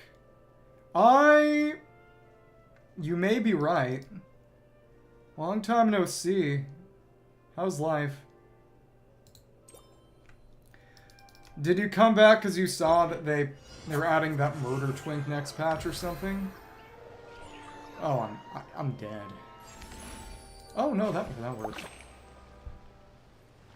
The event right now is basically, it's kind of like Geoguessr, and it's satanic. Yeah, he's actually going to be a standard banner character, but actually apparently kind of good.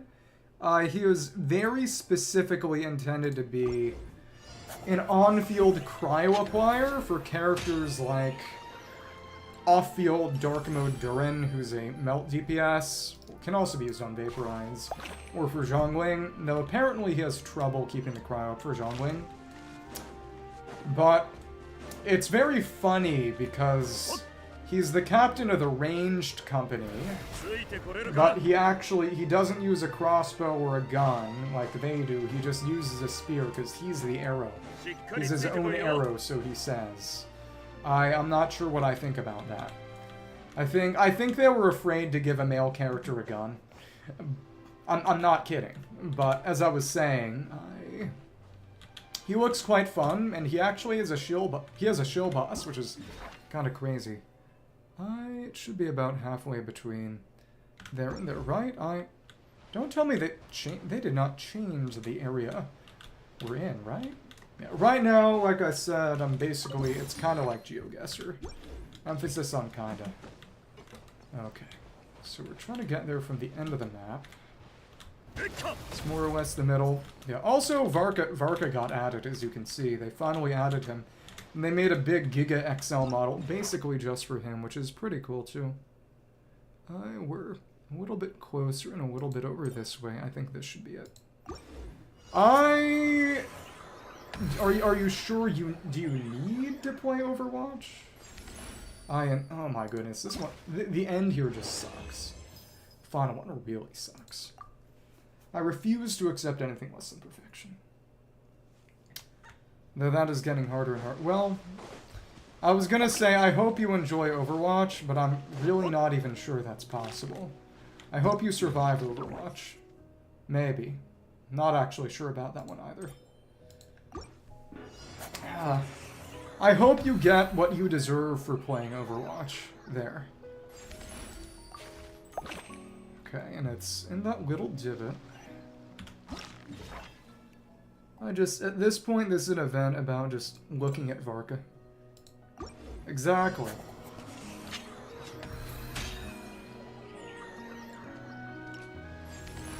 Okay.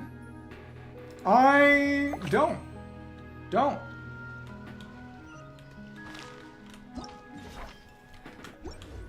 Oh, goodness. As I was saying...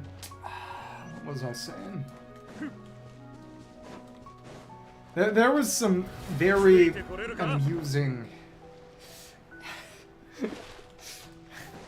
An old tweet that was basically... Oh... You know, the Overwatch logo, you know, being all rainbow for Pride Month. And someone saying that... You know, something that people interpreted as homophobic, and it probably was. Basically saying, you know, something, why is your profile picture about sucking dick? And someone replied, you know, being gay isn't inherently about having sex. And then the reply from the original person was, I wasn't talking about the pride flag. Okay, it's about 2/3 of the way. I think this is it. I think this is... Move it a little more that way. No! No! We had to be a bit farther away. This is so annoying. So annoying. We're so close, but I cannot accept anything other than the max score of 6750. It's just... Marvel Rivals does look really cool. The issue is that I just don't have time for another live service game. But everything I've seen about it does look really good. But I'm just not really into... Oh, well, we were too far west. Oh. This was more about halfway. Nice. I know you said you liked Gold Ship. Who other than Gold Ship again? I saw people discoursing on Twitter today. Basically saying that, you know, a lot of the people who attribute sort of human behavior to, you know, the real-life Gold Ship are... It's, you know, cargo cult stuff, and that horses don't have that actual level of intelligence. Or Favre. Right. That was the really fancy one. Did he ever play Grand Boil? Because I know they put sort of a Gold Ship joke character in Grand Boil. It's just... The final one. There are no good final Eulas. No, Eula has never been in Fontaine. This makes me remember when people were memeing about Arlecchino being like Fontaine Eula. Yeah. She was a goddess with angel wings, right? I just remember that someone mentioned it and I looked it up on the Granblue Wiki. You know, I mean, there are multiple reasons. I think I would like to maybe eventually play They made a Granblue ARPG. I imagine it will go on sale eventually, and we were too close that time. This is actually stupid. This is so stupid. Oh, nice. Yeah. But the one thing that I can just never really get around or deal with is, frankly, chibis. They have never looked good to me. And they always just scream low budget. I mean, because usually it does. One of the things that I specifically liked and still like about FGO is that it's not a chibi's game. Okay, it's right on the point here, basically. Though, to be fair, when it started out, it kind of was a Chibi's game. And it was only through animation and models updates that it really stopped being a Chibi's game. But it... And to be totally honest, I'd say that Do you play Arknights? I might have asked you this already.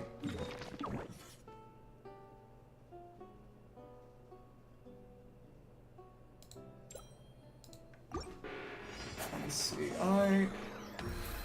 Still close enough. It's actually a little farther. Okay, okay. That makes sense then. It's not 2/3, it's more like 3/5. And it's a little higher. Should be good. Not right at the end, but yep, that's pretty much perfect. Just need to get lucky on the final one. I think this is Euler's vengeance for not leveling her up for literal years. I kind of want to see what the support does, but I mean, and it was just genuinely an art style change, because there were some characters that got, without their animation updates, without any animation updates, got a minor model update in FGO to just make them less super deformed. This should be good, I think. Let's actually make it slightly farther down. I think this should finish it. No! What the hell? Oh, I think I know what the issue is. I'm pretty sure that the bottom of the compass icon is what's notating it. When what updated? Yeah, let's test that. Yeah, it's the bottom. It's the bottom. Okay. So that makes a bit of a difference, because I was going from the center. Okay, okay. I mean, what update and what specific difference? It's sort of down here, I believe. Yep. Okay. Just gotta get used to this garbage. But at least we know a little bit better on how to make use of those compasses, and it's sort of slightly to the right, actually. Should be good. Oh, so you mean old head is in... Well, to be fair, it's more than one, that's so dumb. Because the main thing is that originally, it was angled upwards, you know, at the very, very start of the game, which was meant to be like his NP in the VN. And then they changed it to be a better animation, where that was a reference to his Fate Extra CCC NP, where they had the galaxy background and he was standing up. And then, eventually they introduced the face cut-in. So do you mean between the CCC version and the face cut-in, or between the original sucky Fate Extra version, and, I mean, original VN version and the CCC version? Because those are two very different things, actually. Should be right around here. Okay, thank you. Oh, wow, yeah, Were you playing the Japanese version? 'Cause I don't believe that was ever in the English version. You know, some of the updates that were added to the Japanese version were added immediately to EN when it dropped, if I recall correctly. And the big ones, to my knowledge... Okay, okay. Because the big ones, to my knowledge, were... Oh, that was great, too. So which Eula one is it gonna be? It's gonna be that Eula one. Oh my goodness. It's just... The actual graphic on the map is not an amazing representation of the actual terrain objects, and that's the issue. It's a little farther back. I got that pointy bit. Sort of around here, I think. I'm begging. Please. No! God! And the worst part is that we don't have the ability to check it after the final calibration, which is the hardest one. It's stupid. I don't need to do this to myself. It's away from that point very slightly. Okay. That's still too far away. We were too far west. The level of precision is vile, vile, vile, vile.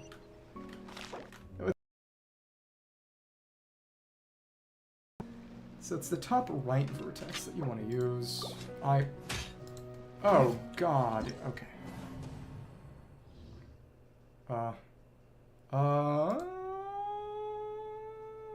no. Oh, no.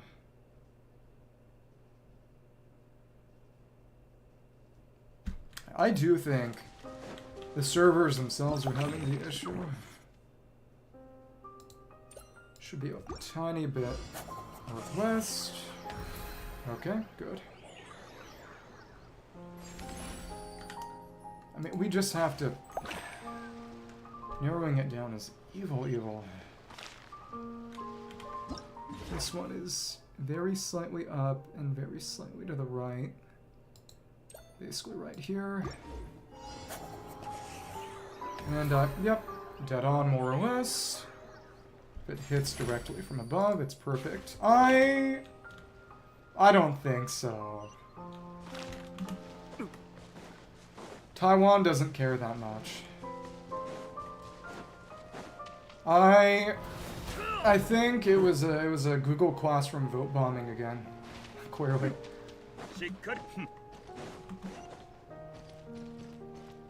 You know, just the meme of the woman Wojak in the red sweater and just, you know, okay honey, and it's just, you know, time for Google Classroom to be obliterated again.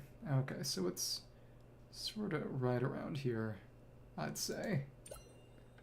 Based on our facing angle, maybe a little bit farther down. I'm really praying. Please. Yes! Finally, it's over.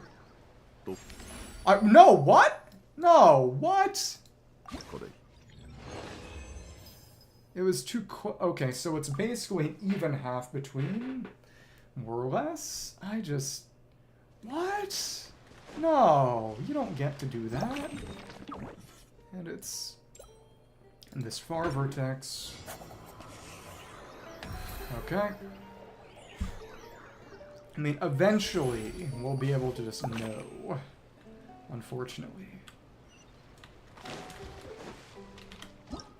The fact that I'm getting practiced at this is perhaps the greatest condemnation of me and the event. Yep, it landed on top. Also a 0. It's just, I can't do a 0.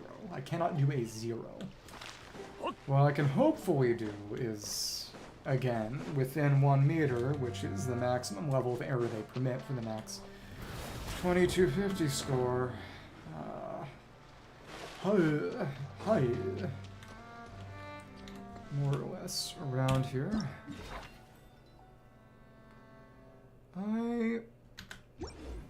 But this rock is not even as rectangular, is it? Well, I don't know.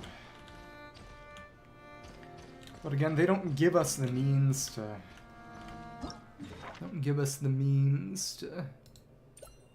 I'm praying. This had better be it. Is that within 1 meter? It's not. It is closer to the edge. I mean, in the end, that one doesn't use a compass. If that's the one, we don't even have to go over. We don't even have to go over at that point. And it's this vertex, I believe. Should be good. That's within 1 meter. Where's the next one? It's right over there. If it's the really far away one, we will have to go activate the compass again, which I'm not looking forward to. Thank goodness. You know, Parallax would be nice. They could give us the 3DS 3D, and okay, that one is... Oh, they gave us a different one, a third kind. A close encounter of the third kind. Maybe this is an easy one. Maybe they've decided to be kind of nice to us. It's right on the middle of this. I guess we are going to want to use the compass for this. Mayhaps. It cuts it off around here. Around here. And that's where the water starts. I just... gotten so used to the other ones, and now they said, you know what, screw you, learn another. I'm really displeased. And this is the vertex there. It's kinda in between those, isn't it? You follow the path of this line, it's a little bit to the right of that, actually. Then where it goes in the water, and then basically a pace to the left. I think this is where it is. It's actually... I'm praying. What in the goddamn? Oh, that really sucked. I mean, at least we have a bad one. Okay. So I guess that vertex is not where. It's a little bit ahead when you bring it over this way, I guess. Stupid. Actually, the devil isn't showing us where we are in comparison. The Plum Bob didn't even really drop down. Is it back further? What is actually going on here? No, it's basically that pointy bit. Not that pointy bit, but the other pointy bit. This is really stupid. Is it here? I don't think it's there. It is, actually, in that divot. Sort of in the center of the divot, but then a little bit southwest. It's just... They said, we understood you were getting to know these. How about we come up with a new spot you've never ever seen before? That's still too goddamn far away. I can't accept that.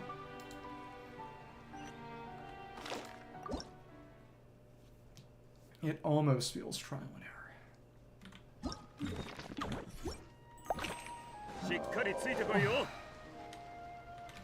That one, that vertex. Should be good. Nice and close. Not dead on, but within a meter.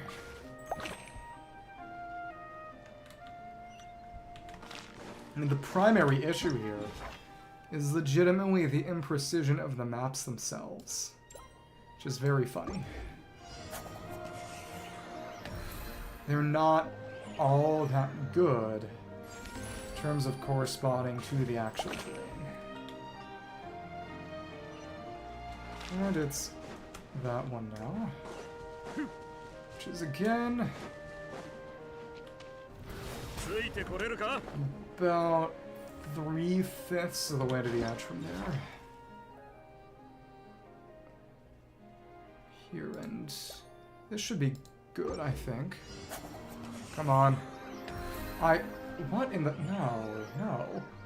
It was too far to the east? I mean, I know that they aren't actually moving it around at all. but it's still painfully precise. Yeah, that would be really evil if they didn't just change the spawn location, but had it wobble around a little between. Which I know it isn't doing, and thank goodness for it, but even still. Move up a tiny bit, right a tiny bit. And then it sort of 3/5 in the middle. Makes a little circle in the grass and the flowers, and more or less if you're in that circle, you're fine. However, and it's there again, really. At this point, let's try this one here. That one doesn't use the compass, and okay! Almost blind. And now we're free. That took altogether too long. Is it because I can't be satisfied with good enough? Exploring the vast, unmarked plains, the boundless plains may seem to offer a wide field of vision. They can also easily cause one to lose their sense of direction. In such circumstances, one would be wise to use suitable reference points as part of any survey and mapping of their surroundings.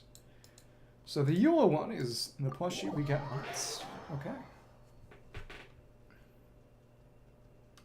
And it's not Lon. Varka. Simulated Statue of the Seven.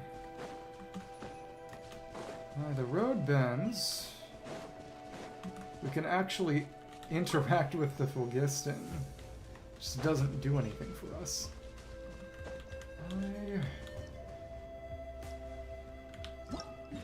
Sort of at a imperfect, sort of along this plane, but in the middle of that pathway divot. It's kind of around here, right? I think. This is a really nasty one, though. We were too close to the path. Okay.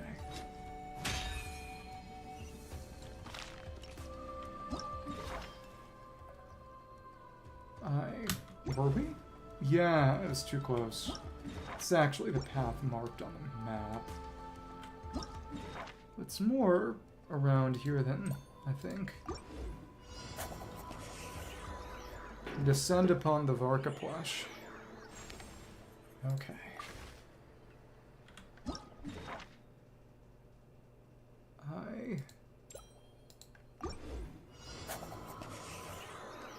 Genuinely, this is satanically strict. More like this, right? But it's not dead halfway between. It's... That's the worst part.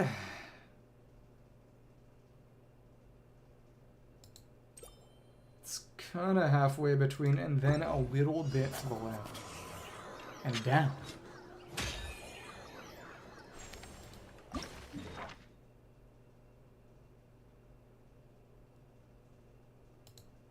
We were right here. Yeah, it's basically halfway between those two and then a little bit down. Oh, this is deranged nonsense. It's in that pocket, which I wouldn't call it a freebie, but...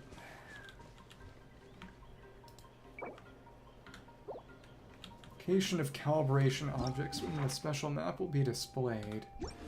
That is an insult to my intelligence. That may in fact be warranted. It's this little bit. This is where you've got these divots. It should be right around here, right? Yeah, right around this way. This one at least is pretty much a free one. No, that was still too much air. Just take note of the spots. It's actually sort of recessed past this. Interesting. Yeah, the map is misleading. Okay.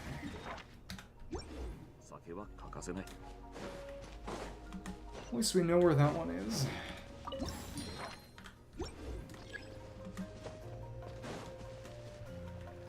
This one right by the waterfall. That at least should be reasonable. So dead on. Right by the edge here. That should be good. And it... Yep. Yep. It's actually a little bit closer, but... Interesting. Let's try that one again.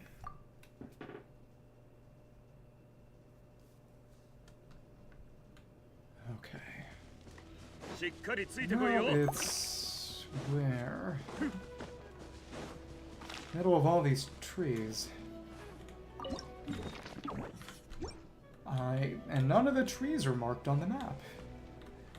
Got this little pocket due west of the statue. Probably this little thing. Let's try that. Yes!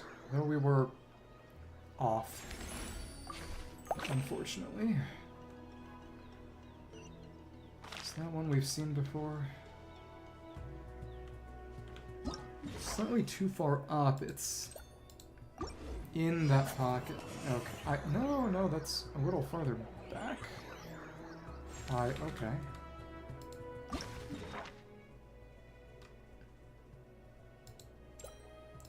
Okay, it's basically the top of it all. No, okay.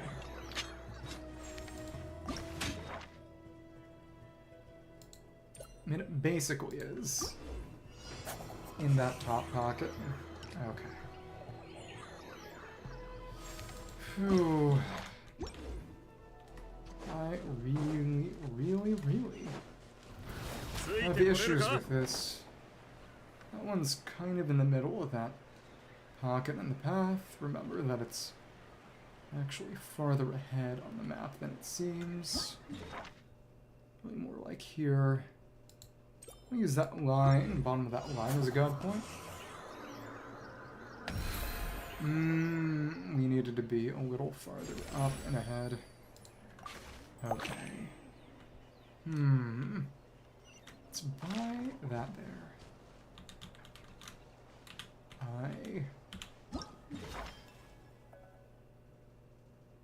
So a little bit northwest of the line. Yeah, that's within the circle. A little bit less north. Okay. And it's right by the deck there. This one's a freebie. Can probably drop it down right on the bottom left corner. Yeah, there's a freebie. Okay.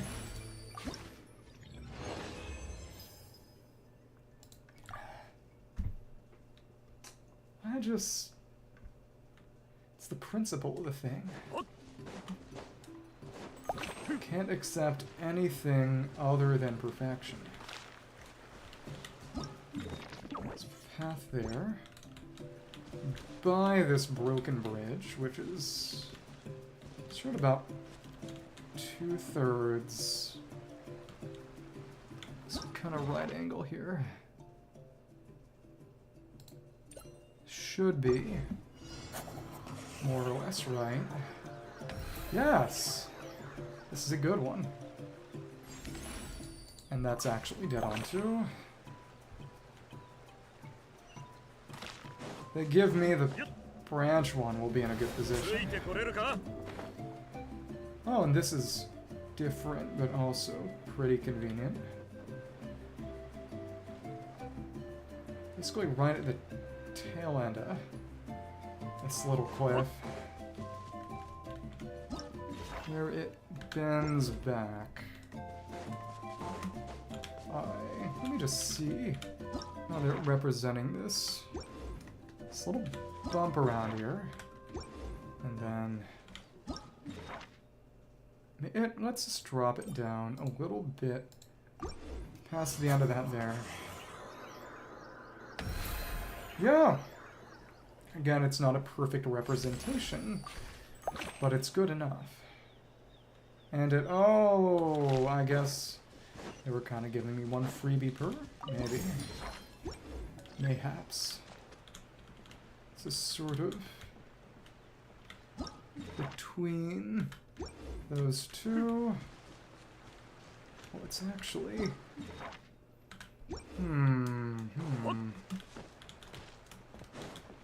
Sort of halfway up the deck, and then on that corner, I'm begging you. Praying for a... Needed to be further out. It's definitely dead on that corner. We were a lot closer. This one is not as bad. Okay. This one sucks, but I kind of know how to do it. It's about halfway, and then a little bit down to the left.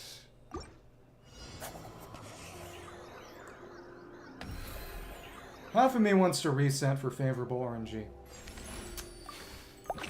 And we were still not down and left enough. Yeah. This is by far the worst one to start with. Let's just get a different one to start with. Okay. And it's near the... sort of the little top bit here. Should be good. I'm more or less dead on, right? Yeah. But what is closer and safer? It's a little bit farther down, the top, very top of the diamond. Okay.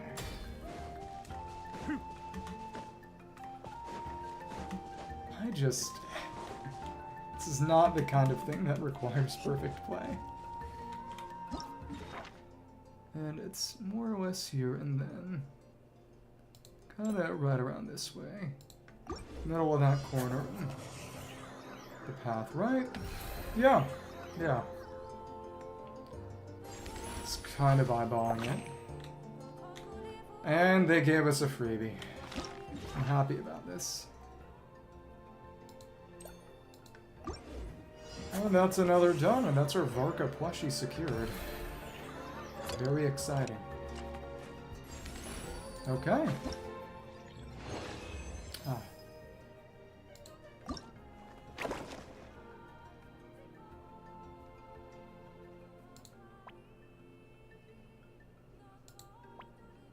You know, in theory, you could mark it to you could get you could get triple zeros, but you're not getting a better score.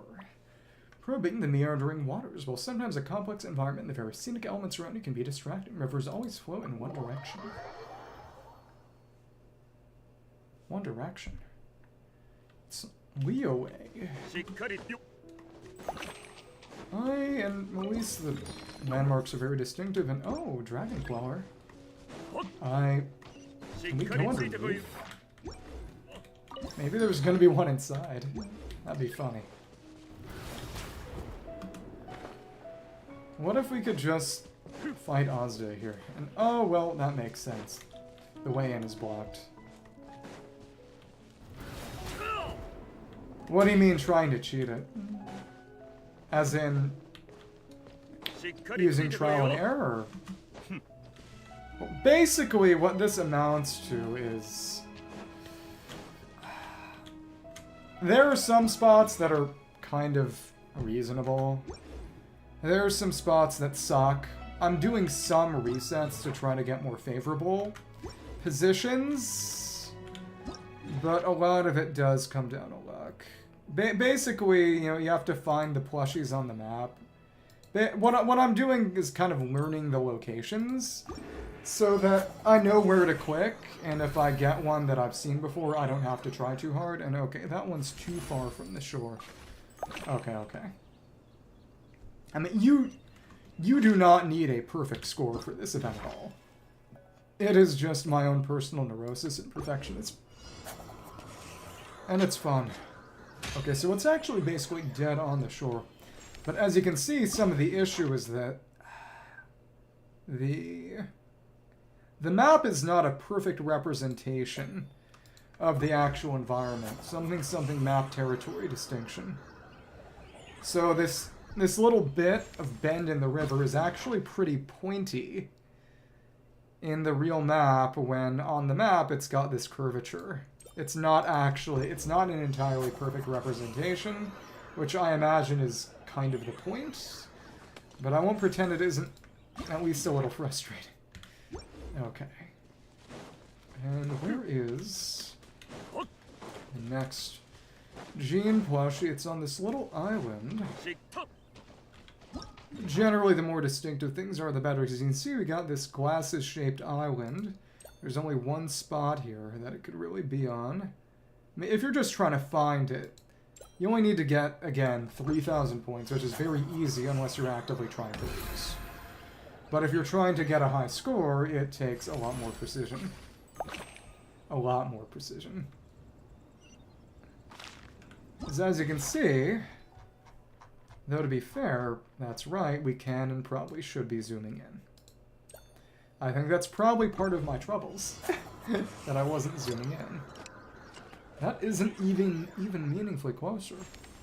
So she is more or less on the, not the scroll wheel. On the bottom half of this island, even though, based on what you can actually see, she's kind of centered. As you can see, it's very, very strict. And again, the map being an imperfect representation does not help things. But this leeway one is kind of easy, because as you can see, there's another little island. And she should be dead center here. Fair. I mean, if you're just trying to get the rewards, this will take you half an hour maximum. So that one's perfecto. Let's try that again until we can actually get 6750. And it's Oahu. Oahu, right? I mean, nothing ever happens, really, on anything other than Oahu or Maui. I've told you already that my mom's side of the family is from the Big Island, right? Which, I mean, I am personally biased towards for obvious reasons. Okay, and that is also too far away. Let's at least learn the other spots. And it's right dead on the shore. Dead on. No, that's still... Wow. It's literally right on the shore.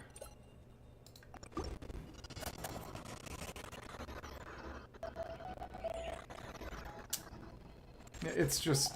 The actual game map does not look like this.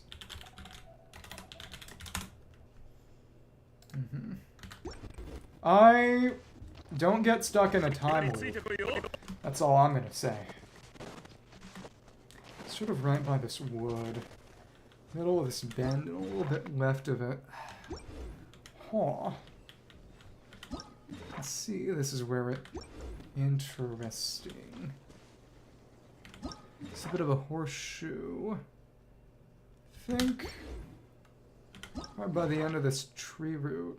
Probably right about here, because I sense that the real route extends a little bit less far. Yep, exactly. Guess they drew it underground. That's silly. No, that is the version of Hawaii that BB made in that one FGO summer event. That's the joke I'm making. Oh, and it's kind of in the middle of this paw shape, right? Right around here. Should be dead in the middle, right? More or less. Oh, Lord.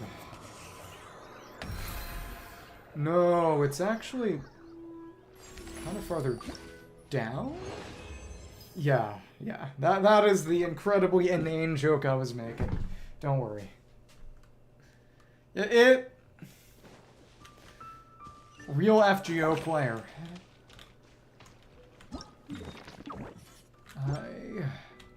These 3 pawns.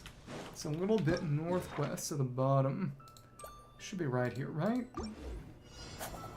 I have had to skip more story than I'm proud of. I'll admit that.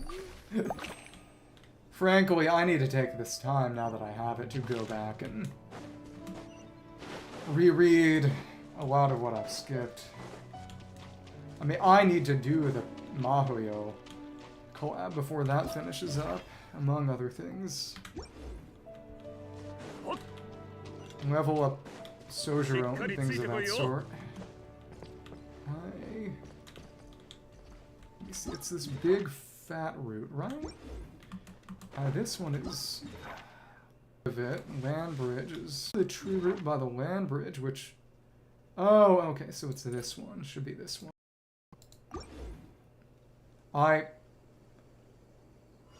Come on, server.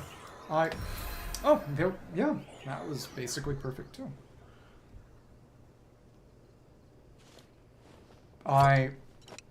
Okay. Alright. I was gonna say, imagine it's perfect, and then it just says, sorry, the game stopped gaming. And the attempt failed due to failure. Okay, fair enough. It's basically right down the... 2/3 down the horseshoe. Right? Something like right over here.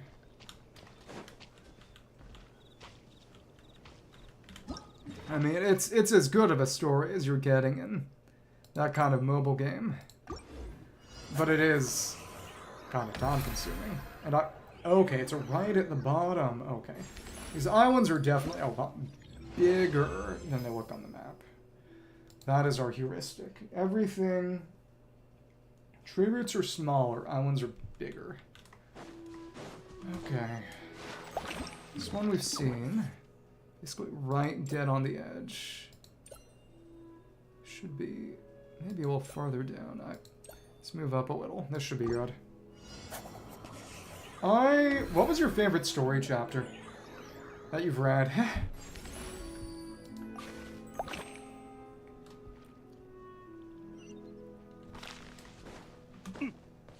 I mean, as stereotypical of an answer as it is, it's definitely quite hard to beat Avalon with a... Basically, a little bit farther down here. And yeah, that's dead on. I wish this map was better. Okay, and it's this other island. Middle of that. As in Fuyuki? I think it's this one, right? It'd be very hard to get this wrong at this point.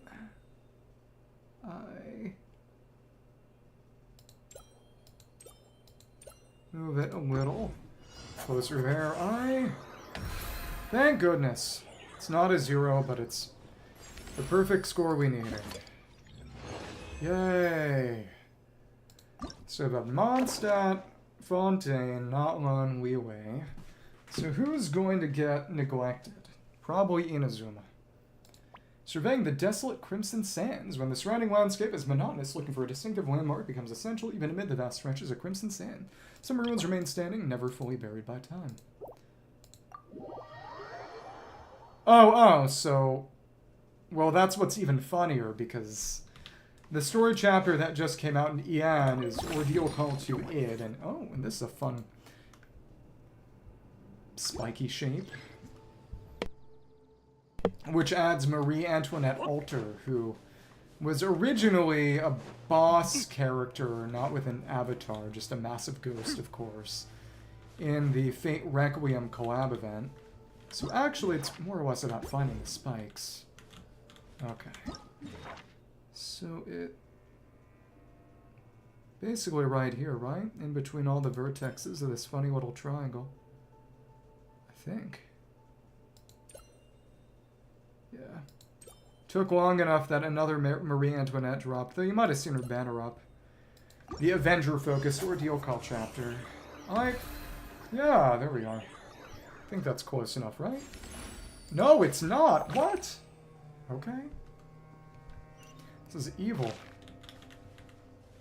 Well, also, if you click support, it will outright show you where they are. Which is kind of cheaty, but if you're just trying to get it done quick. They won't stop you, I guess. Oh, no, it's actually deeper in the pocket. Okay. Yeah. Alright, very slightly in. That should be fine, but it's slightly in and down. Yeah. I just don't want to cheat, I suppose. It's less fun that way. It's in between these two rocks. Okay. Should be good. I think that's close enough. It's a little farther down. Okay. Let's try this out. One of these tents. That's intense.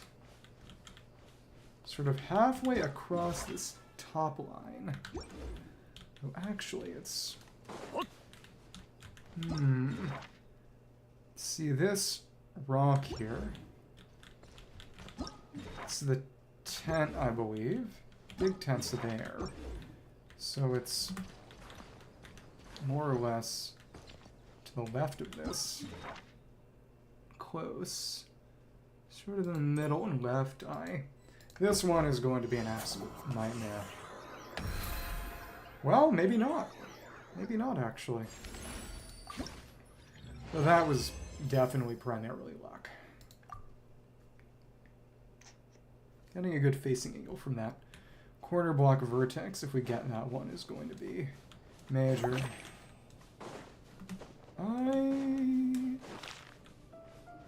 Fair. I mean, if you're busy, you're busy. Sort of middle of this pocket over here, which is a shallow one. South of the ruins. It's not the pocket that contains them. More or less in the middle here. Right. Yeah. But I think it's actually more right on the edge. Yeah, it's more directly on the edge. I mean, you are an Arknights player, so I can only imagine how rough it is not having any kind of auto. Oh, and I didn't notice, but these tracks in the sand denote some of the patch pathways. We're a little bit south of... the tiniest bit south. Maybe right around here. Maybe. But again, the fact that the path isn't all that clearly marked is not good. So it's off that pathway. Okay.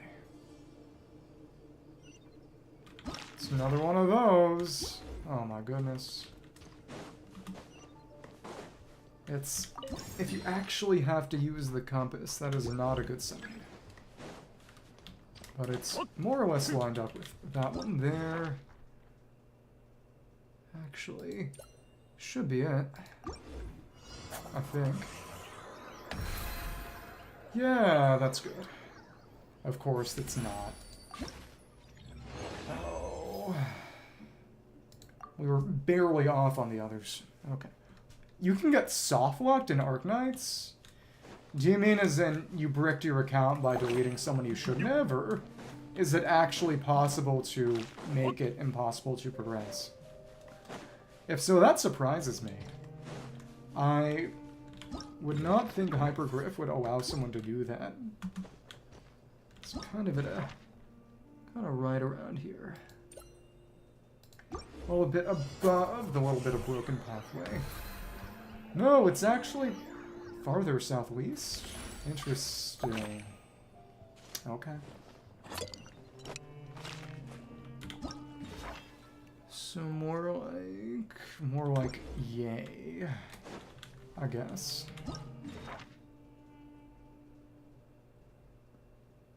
I suppose. This really is devilish. That's closer. Oh, as in you just don't have the strength to progress at the moment. Okay. Fair. That will also do it. This one is pretty deep in that west pocket. Huh. Like a 2/3, but this one is still kind of blind. You really need to hope we don't get this one for a second. Okay, it's deeper in the pocket, I guess.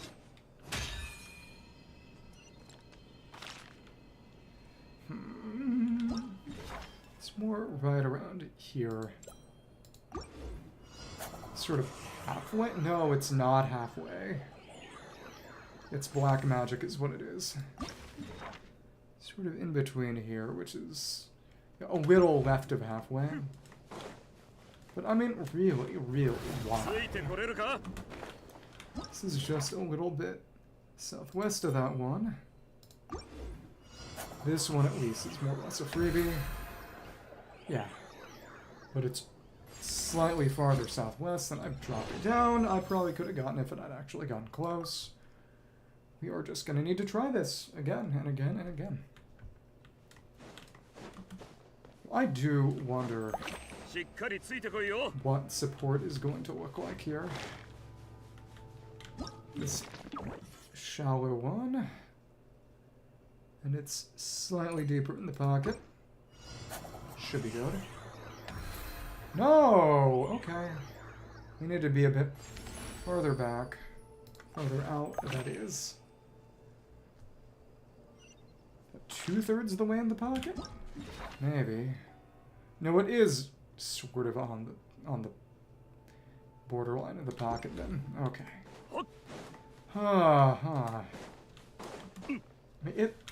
This is fun. It's just the level of precision demanded is remarkably strict. So you really just have to solve if you want a perfect score, which again you don't need. You do not need a perfect score. You do have to kind of reset till they give you freebies. Yeah.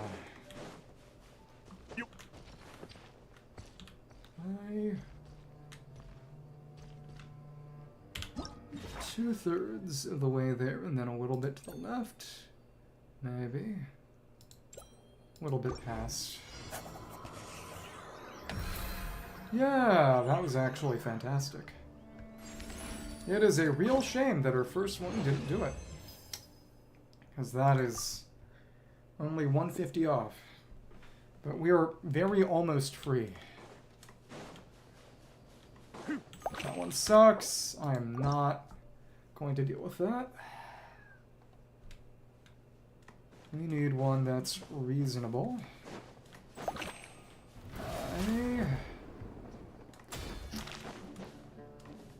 So have you come up with any specific song ideas or any specific preferences yet?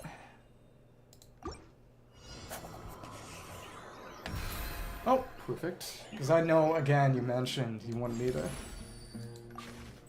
do backing vocals or guest vocals or something for the individual whom you manage. Whomst. And, oh, that one sucks. We can't do that. Gonna have to hope to get the one in the dead middle, I think.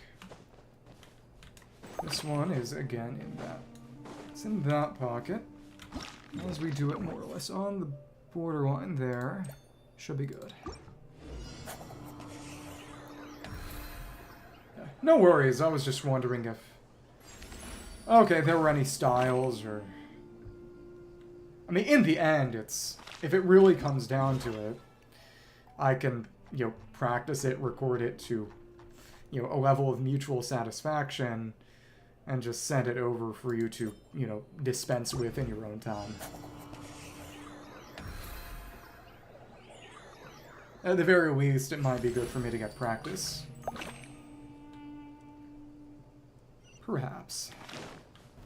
So this one, we know where that one is. Take a right angle here from the right angle, and then just go a little bit down. A little bit off that parallel, and no, it was actually, oh lord, that sucked. So a little bit closer to the edge and a little bit farther down. Basically 2/3 to the edge and then down. This one is also downright worthless. And we got the god roll. And we wasted it. So in other words, they're gonna take me out back and shoot me. I'll miss you guys.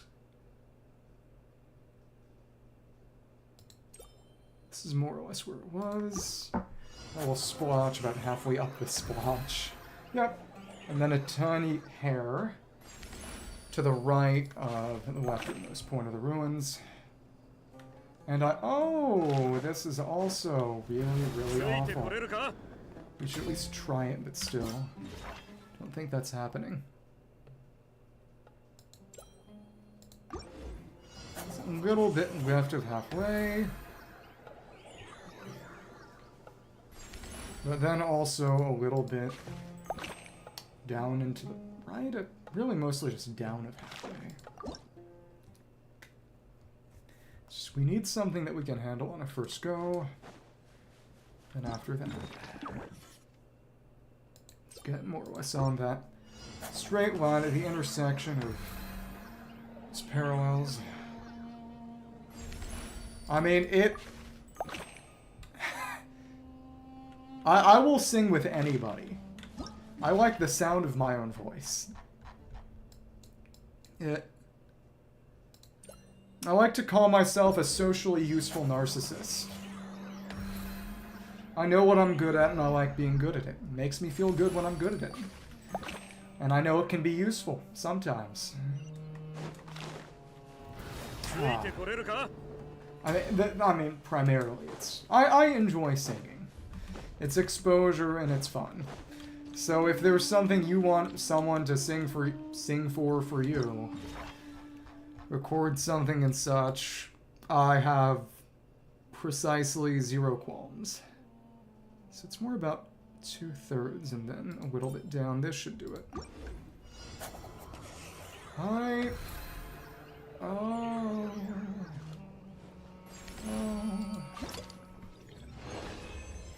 No, it's right by the edge. Now that's what I got. I forgot and confused myself. I hate being tired. I was trying to catch up on sleep, but I was unable to sleep, and it turned out it's because I needed to just clear out some dust from my room, and now I can finally actually sleep now that the dust is gone. But it does mean, and I was also kind of sick last week, so that did not help either. Didn't get the rest I wanted and needed, and catching up is a real pain. And that's basically about halfway across this line. This is a really, really nasty one. I think that might be right dead on. No, it's not. Stupid. And that's a great one for final. It's just I was too close to the edge. Okay.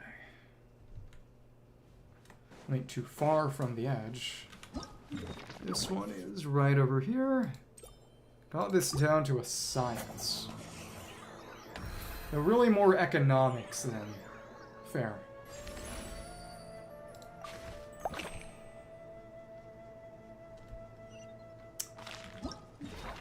Yeah.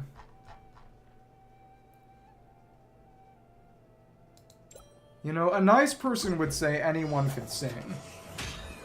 And I guess that's technically true. As long as you can speak. The question is, of course, singing versus singing well. Which is a bit of a stricter standard. But the main thing is just... I need to actually... I mean, actually, it's... If we were to go from... And go right, what does a right angle from here even look like? I can't really. So to run at the edge of that, and then a little down to the left. I think, I swear this should do it. No, what I'm saying is that I have no interest in pressuring you into singing. If you don't care to and don't think you're good. I'm making a joke that, you know, if you can talk, you can sing. If you can walk, you can dance. It's just that doing either of those things well is a very, very different question. Maybe they're just gonna give me that really awful one forever. I'd hate that, though. This is the one we can get without issue. Add that to my list of useless skills. Okay. Come on. What if it was just this one 3 times? For about 3... Oh my goodness, I'd have to check. I started in... Back when Sumeru was first coming out.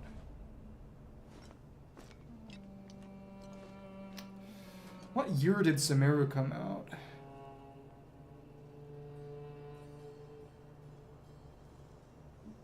I mean, if you want to, I have no issue with it. It's all about your respective level of self-confidence.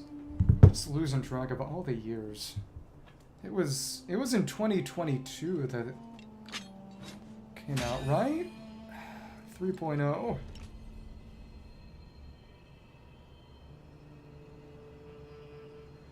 Yeah, it was December of 2022. So about 3.5 years or so. I mean, I started when I got a new PC that I built with my cousin specifically because, and you'll never believe it, it's because I didn't have a device that could really reasonably run this game other than my phone, and I really don't like playing this game on phone. I mean, I will sing whatever. I mean that. Okay. So basically we get right up on the edge. We have to go. Good deal. Necessarily a pretty good deal. To the left. Maybe this one isn't so good after all.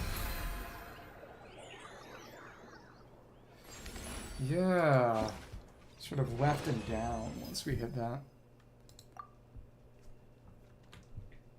And you know, everything else had alternatives. This did not. Because when I was running before, I had a MacBook Air that I had been given, that I'd been purchased for college. And I had been running the game on a unpaid Windows installation using Boot Camp. Because, you know, Microsoft will let you download Windows 10 for free, but you download the... Not the APK, not the blob, whatever the file is. They'll let you download it for free, and then they'll ask you to verify it, but they won't stop you from using it. They just make a graphic pop up. And I never did this, but if you were sufficiently motivated, you could also just go into the files and delete the graphic that pops up and tells you to verify. And then there just wouldn't be anything showing up, and you just use it. So... keeps being the same exact one. Okay. And then it just ended up lacking the juice. Fair. And it Let's go a full cursor's length. I was never that bold. We need to go farther back from the border. And not as far to the... Okay.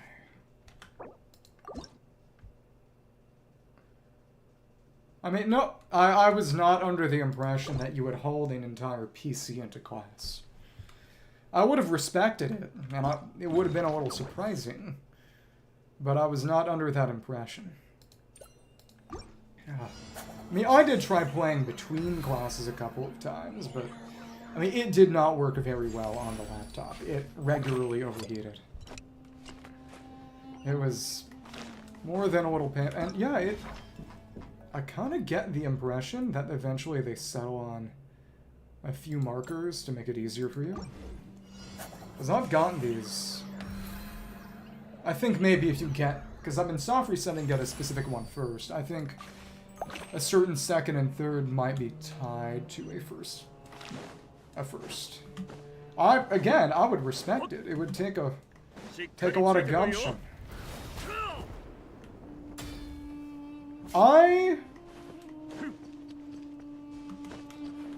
The first, second, and fourth, I'm not particularly surprised by. The third does surprise me. So we need to get more or less around here, and then actually more or less go straight down, just a pinch. And we needed to go down further. Okay, that was bad. Basically a whole cursor's worth down. Yeah. I hope that was because of the fans, not the game audio. I imagine it was due to the game audio. So we go a hair away from the border with basically a 135-degree angle up.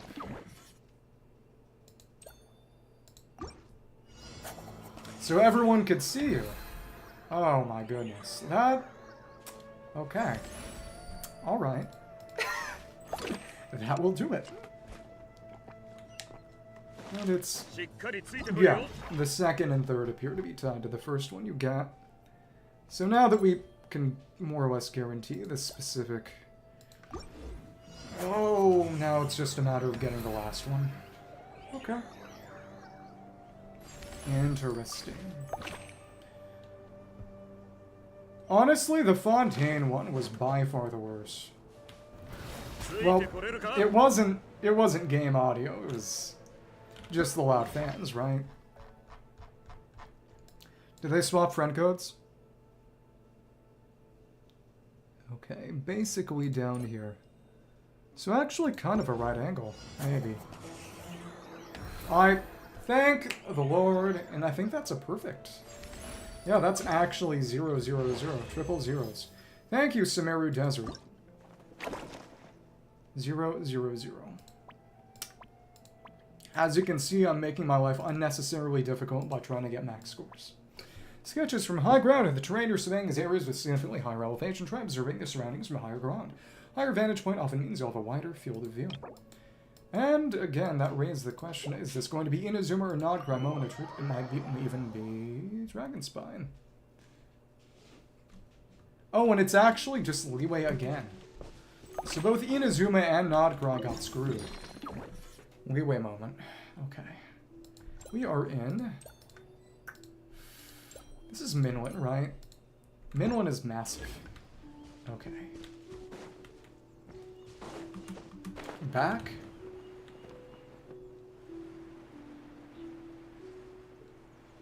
I'm wondering what sense she meant that. That... Compliment, insult, both and neither. Who knows? It's more the top of that little divot, right? And glide a bit. Okay, so you actually just forgot. There you go. Well, there you go again. Accidental Ronald Reagan. Okay.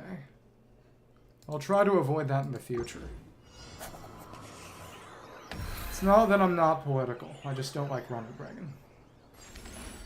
And that was pretty far away. It was still accepted. Kind of silly. So it's actually... Aw.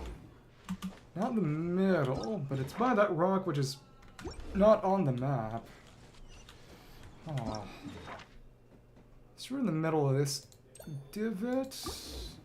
We're just trying to use these to test out where it's going in a little bit, If we get this one first, yeah, it's basically this little bottom point and then kind of halfway down, kind of. Okay.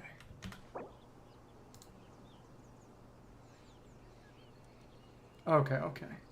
Oh, transfer issue. Oh, that's right. Canadian University. I forgot Canada had colleges. Fair. Sorry for forgetting about Canada. It will happen again. And it's that little pocket over there. This one is really nasty. Oh. In particular, the terrain here is very, very English. It's definitely going to be one of those things where it's just trial and error. Hateful. And seems the Wi-Fi has decided to kill me again. Not the Wi-Fi, the server. Please. Oh, is in Canadian Community College effectively, and huh? 13.5 meters, and I didn't even see where that descended because of the server issues. I'll kill you. It's probably more right around here. Okay, so it's in the middle of that pocket. Alright. As in, you're in Canada? You feel spiritually Canadian? What would it mean to be spiritually Canadian? That implies that Canadians have souls. Not sure how much I agree with that. It's like their souls are destroyed when they die, like animals. For legal purposes, that is a joke. I'm sorry, Canadians. It's that, the Dire Will Be King of Kid thing of Roderick saying, "I'm sorry, women. I'm sorry, Canadians." Am I? I should be. Okay. And it's the bottom heel of this over here, really. Guess let's actually use the compass. Okay. Understandable. This one may actually take forever. That does not make me excited. Should be basically dead center here, right? From the bottom of the compass. Interesting. And I, personally,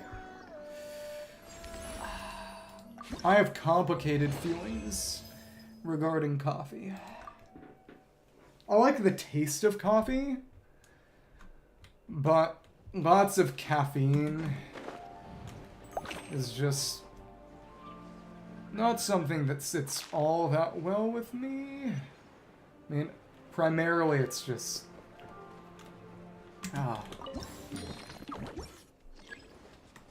If you become reliant on caffeine, that causes problems with your digestion. Because if nothing else, not to say too much, it makes your body become reliant on caffeine for regularity, so to speak, which is dangerous in the long run, I would say. I'm probably right on this little bit here.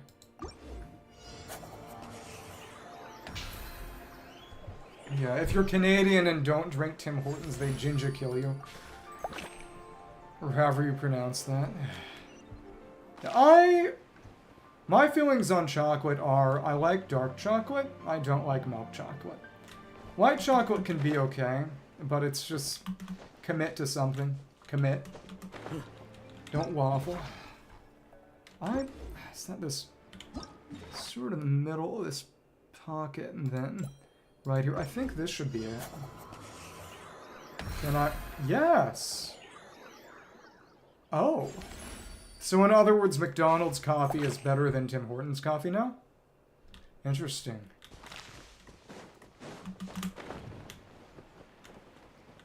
McDonald's. Yeah. It depends on whether or not it's good, and to be fair, it's usually best as an accoutrement. I mean, an accoutrement. Sorry. We'll be more French. Do you have a cocoa allergy? But as I was saying, in Japan, Ronald McDonald is called Ronald McRonald, actually. In case you were unaware or curious. It's interesting. And the main reason that I'm aware of that is because there was the meme, the Ron Ron Roo meme going around some years ago where, okay, this one is a pain.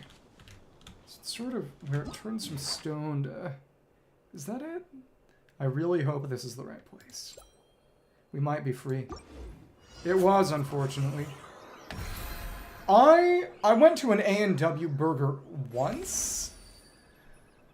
Once ever. Oh, so it's a little bit farther southeast of that. Annoying.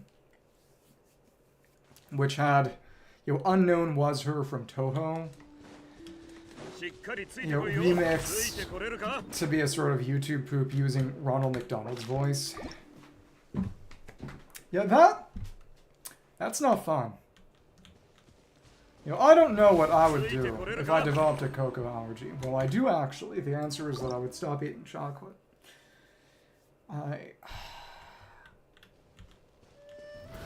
Just trying to think of what allergy would be the most disastrous for me. Okay, so again, it's basically a little bit past here. And yep, dead on the money. And again, the big thing is that the first determines the second and third. So if you learn the first, you can reset until you get it, reset until you get the third that you want, and then it should be right around here. That divot. I did not know there was a SpongeBob McDonald's commercial from Japan. That is interesting. And yep, that last one is over there. What do you mean? Is that I'm re-rolling the calibrated locations? I guess you could say that. Yeah, everything is gambling. Everything is gambling. All of life is gambling. I think this is more around the area. It's a little bit to the east of that. But again, we can reset until we get the one that's on the bluff. And then I can just point to it. I don't even need to move. As long as I know where the first location is, because it determines the second and the third. It's not that one. It's the one that's a little farther back. But it is a hilarious anticlimax. I was wondering, okay, is it gonna be Leeway, or is it, gonna be Nagpri or Inazuma that gets screwed, because there are exactly 6 missions. And instead, both of them got screwed, and we got double Leeway. I should have known. Yeah. What kind of decorations? And I know where this is now. It's this pocket. There we go. Now it's... last one is by that tree, and we just need to more or less halfway between here, and then have to pull back a little bit. 2/3 or so should hopefully do it. Is this going to be it? I think we're just close enough. Oh, that's right. And we're done. We're done. Thank goodness. You know what? Let's do TCG. There are a number of in-world fights and not one. And oh, now that we've completed this, there's another quest. Oh, okay. Are they starfish or are they just star shapes? I don't remember. It's been years since I ever played New Horizons. I did not play it for long. Hello everyone, you all seem to be in good spirits. Thank you, these past few days have been very productive. Instructor Mika, Elwyn, Honorary Knight, and Paimon, I'm so grateful to all of you for your support. Doesn't that sound a little bit like an acceptance speech? Well, it does make sense. After all, Trey's work has proven to be a huge success. Exactly, Trey's current surveying skills are sufficient to deal with more than 90% of situations in atypical Knight's missions. Of course, if it hadn't been for the inspiration we drew from the Honorary Knight's insights during the challenge, his training would have taken us 3 times as long. Wait, as in you want to, or they actually had the Evangelion theme song in their... I mean, if... At one point I sang for... I think it was a funeral. Yeah, I sang for a funeral once, I believe. And they had... No, it was a wedding. I'm getting confused. It was...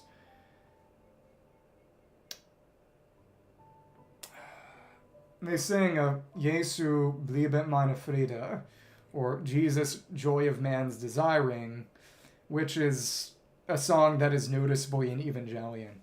And I looked at like the one guy who knew who was a weeb, and I was like, holy crap, Evangelion reference, and he was simultaneously very amused and very angry. Just goes to show we've got great chemistry, make a pretty good team, right? Traveler, there's quite a novel experience. I also gained some insight from this challenge.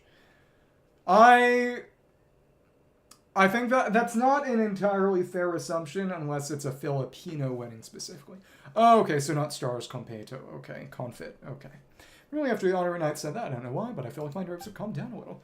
I'm always worried that if I mess up, it'll lead to exactly what Instructor Mika warned us about. You're not the only person affected by the results. Come on, but you've already earned the Honorary Knight's seal of approval. If only I could hear those words someday. You've done a good job too, Elwyn. Oh, really, Neil? I'll keep that in mind. Goodness, this is worthy of a huge celebration. Let me give it some thought. Speaking of celebration, I have an idea. What would be better than celebrating with a hot meal? Heard Elwyn's great at cooking. My cooking, well, my only cooking experience making trail meals during March, usually because I'd lose the draw. And if you don't want a meal that's a bit unrefined. So it's a Filipino wedding? There you go. How could that be? Your cooking is well known among the Knights of Favonius. What you should do, go up, sing My Way, butcher it, and have everyone start killing each other. I imagine you've heard of that, right? I imagine you have. It's true there hasn't been a single negative review. Well, that makes Paimon even more curious. Can we please try some of your yummy cooking, Elwyn? Since everyone's so excited, I don't see why not. Suppose I just need to make some preparations. Everyone prepared the ingredients, set up a makeshift kitchen together. Elwyn cooked many dishes that looked quite ordinary. It gave off an irresistible aroma. Everyone sat down in a circle as if they were on a picnic, savoring this special meal. For your Paimon's so full, the food is so satisfying, gives Paimon such a warm, fuzzy feeling. Paimon tasted every single dish, and now Paimon's too full to fly. So this is what a camp meal among the Knights of Favonius would look like. Even I haven't been this stuffed in ages. After all, these dishes were designed specifically for long-term duty near the Dragon Spine area. The ingredients are hearty and the calories are substantial. Honorary Knight and Paimon, you two should take a break. But once you're rested, don't forget to move around a bit, okay? Hearing about it is one thing, but tasting it is another. I truly have no regrets now. I hope we can collaborate with the reconnaissance company like this more often. This was ranged for Trey, logistics for Elwyn, I believe reconnaissance for Mika. Now, I have not seen the videos. I didn't know there were videos. Now that we had our fill, I suppose it's time to say goodbye. I received a letter from my colleagues earlier. The company advised me to return as soon as possible. The next round of scheduled training is about to begin. Now that I think about it, time really flies when you put your heart into learning something. Now it's time to put everything you've learned to the test. Relax, you can do it. Congratulations, Trey. You've graduated from Mika Academy. The curriculum was a complete success. I'll do my best and make full use of everything that Instructor Mika taught me. Once you made a name for yourself, I'll be able to tell everyone. Hey, do you know Trey from the Knights of Favonius? He's my classmate in surveying class. Okay. I talked to Trey, a battlefield feast after work, and we've completed that. Oh, and we get some battle pass too. Nice. I'm surprised they would actively send those videos. I cannot imagine that is especially good publicity. I guess they don't really care about keeping up appearances, you know. Good for them, good for them.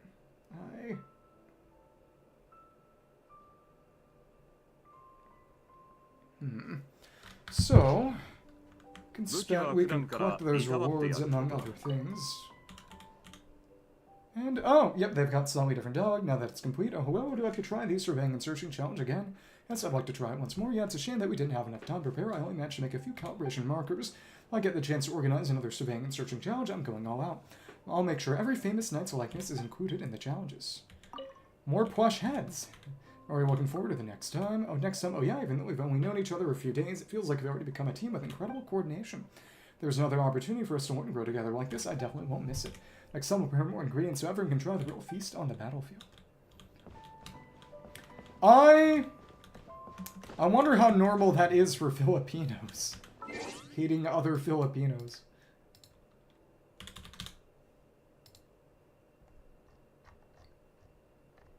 Self-hating Filipino. Okay. There's no real difference in terms of what we say. Main thing is the story here. If we hadn't met Mika, there would be an intro note for Mika, coordinates at Clear Frost. Mika, frontline line surveyor, and that's Vonis is a conscious, somewhat shy teenager. Mika is a member of the reconnaissance company, adept at handling various problems during operations. Mika takes on responsibilities, including mapping the terrain, setting up tents, starting fires for cooking, etc., and that's what Mika does. In addition to his surveyor duties, he also helps out with logistics. Do not underestimate these tasks. Without sufficient logistics support, the entire company would not be able to function properly. As the helper behind the scenes who constantly watches everyone's back, Mika is undoubtedly a pillar of the team. That is what I thought. I just did not want to make assumptions. Or at least publicly make assumptions. There still seems to be some room for improvement. Are you reviewing the results from their surveying and searching challenge? Yeah, during this challenge, Trey wasn't the only one picking up surveying techniques. I've gained quite a few new insights myself. I mean, I've seen some of those, but I figured they were ironic, you know, like those, you know, on the outside I'm okay, but inside I'm a Filipino. You know, I'm sorry for being Filipino, I can't help it. And the rare good one, like, born Filipino, raised Swagapino. Only one picking up surveying techniques, I've gained quite a few new insights myself. Suppose this is what the veterans meant when they were saying teaching others also helps you learn. You need to jot these down quickly. Some precious insights are so fleeting. But don't jot them down now, they're gone for good.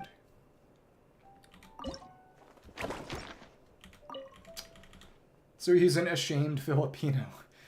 Aren't you going to take a break? Yeah, once I process what I've learned during this period, I'll take a nice long vacation. Maybe exploring unfamiliar sights and walking new roads will lead to a whole new perspective on things. I wonder where he's going. Well, and let's collect our rewards. Gene Plush, Calibration Beacon, Lion Fang Knight. A calibration marker creating the likeness of Mondstadt's famous Lion Fang Knight. Contrast to the knight's usual dignified image, the design here is distinctly playful and charming. To design a few more, every well-known knight should have one. Since their release, these distinctive markers have been well received, bring a welcome touch of fun to the work of surveying while also showcasing some of the Knights of Vonius' most notable figures. And Invincible Northwind, famous Knight of Boreas. A usual dignified image. I would not say that about Vorka, famous Spindrift Knight, so it's mostly the same other than the title. That's fine, I guess. So he's not ashamed of it. Does he not consider himself Filipino? Interesting. Oh, so it's Mondstadt materials and Leeway materials. I did not really check that. Okay. Well, there you go. Mondstadt, Leeway, Mondstadt, Leeway. Mondstadt, Leeway. It's a shame that it's going to be some time until we have anything to use with anything Leeway, I suppose. Wonder if Trey went anywhere. It makes sense for him to maybe go to Dornman, potentially. Oh, it can go to Notlon and do some... Hello, I'm just ballin'. I just finished the map event, which I forced myself to get a perfect score, which was not 0, 0, 0, as in exact, but it was within 1 meter inclusive of the marker. The maximum score is 6,750. I did discover something quite useful, which is that the first beacon determines the second and third. It's not going to vary. So you basically just have to learn. If you want a perfect score, at least a good one, which to be fair, you really don't need one. The rewards cap out at 3,000, and the max score is more than twice that. Also, you can get... Let me just see what it looks like if we sort of cheat it. It is! Ah. I want to see what the support looks like. You can also just quick support to kind of cheat things after long enough. I did not do that. I did things manually. And then tried to get more or less a perfect score on things. Because again, I hate myself. But, you know, it is what it is. Let me just see what the support looked like, because I did not use it, and I'd like to at least show what it looks like. Okay. As in, he does consider himself Filipino, or he does not consider himself Filipino? He's inured himself to Filipinoism.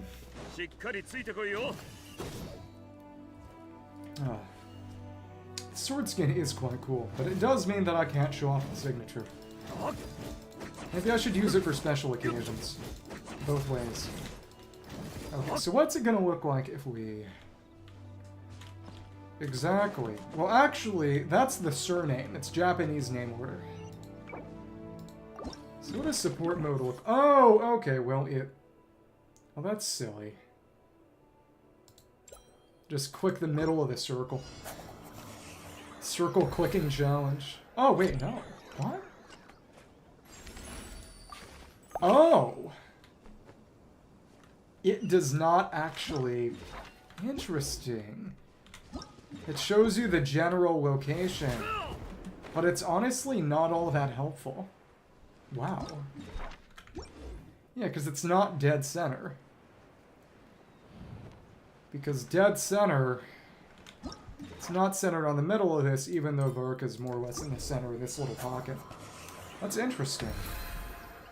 Kind of surprising. Let's go for the rest. Yeah, support mode did not mean all that much. I mean, again, a perfect score is not needed by any means whatsoever, but even still.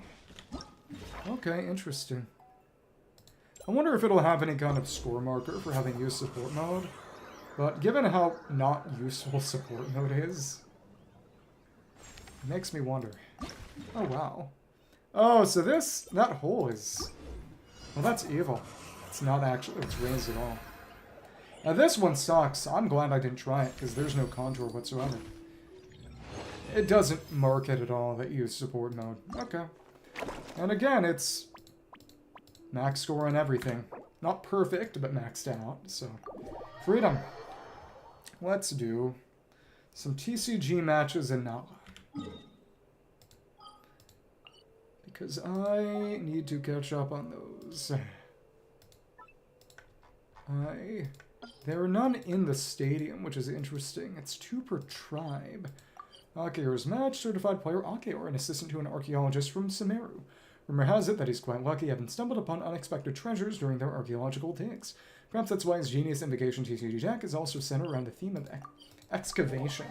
Notably, they added these quite late, and Akeor actually originally disappeared after some of the Archon quests, so people thought he died. Interesting. Do you mean? The wisdom of the ancients dug up a lot of treasures ever since I partnered up with this young lady from Sumer. We're finding more and more useful tools. You ever seen a storage device that can compress Geoguessr with 3 times the usual efficiency? With equip, my sword runs as fast as the wind, making chasing after monsters, carrying materials, and absolute walk in the park. We haven't yet figured out how it works. Man, it feels great to use. Miss Tomrace has said that we don't have to get to the bottom of everything. Sometimes science works just like magic. Later, my sword and I even made several... I've not seen this dialogue, because last time I went in this through this area, he was gone. Even made several trips to the other tribes to deliver supplies, so we weren't around here as often. So this all thanks to Miss Tomrace's help. Sure, I hope I'm not slowing her research down in any way. And she did the right decision. I'll wait for them. Who's them? A bunch of slowpokes. I can't request an archaeological team. And we've got this before. Okay.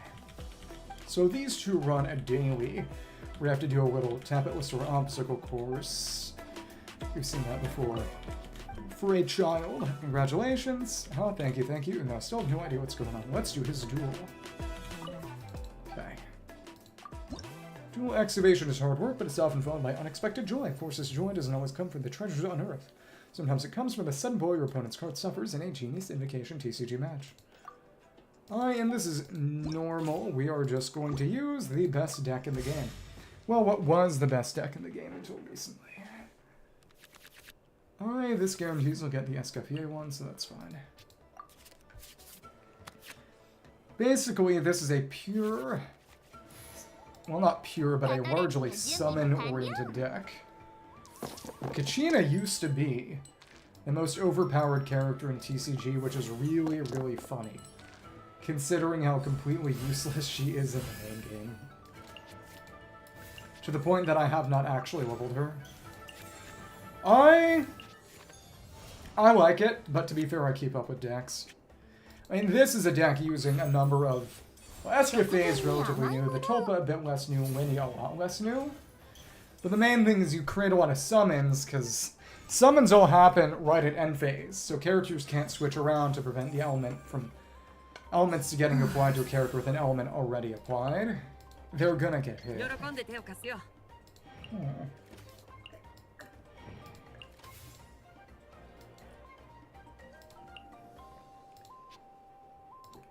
I should get that shield again. Probably Geo Resonance. Skirk is really strong right now.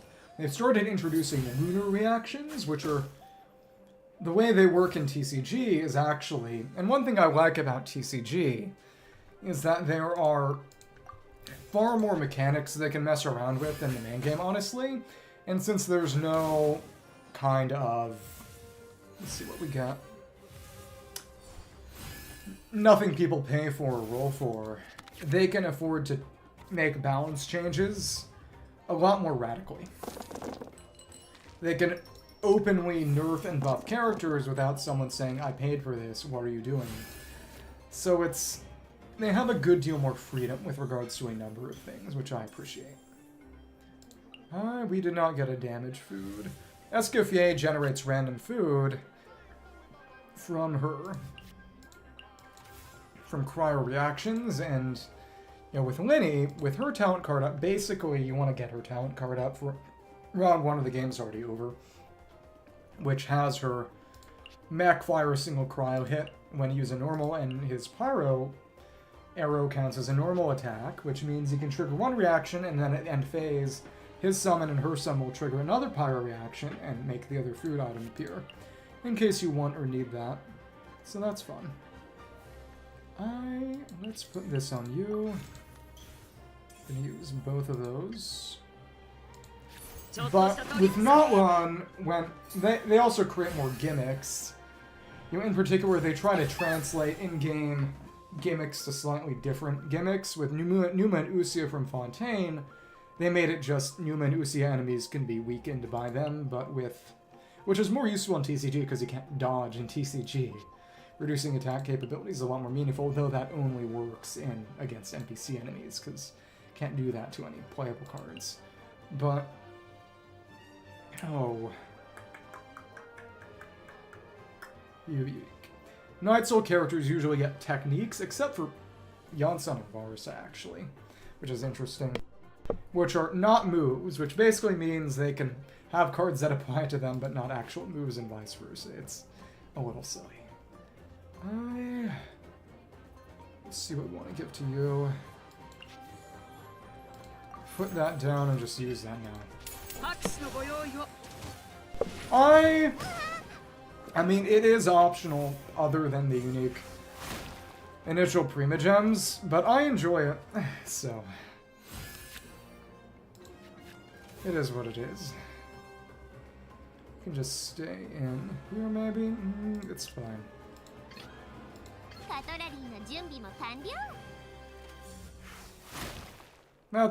It is what it is.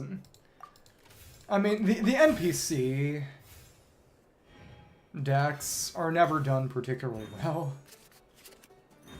And as you can see, they added some cards to the deck, which are not cards I especially need, because... And that's kind of the trick, is that...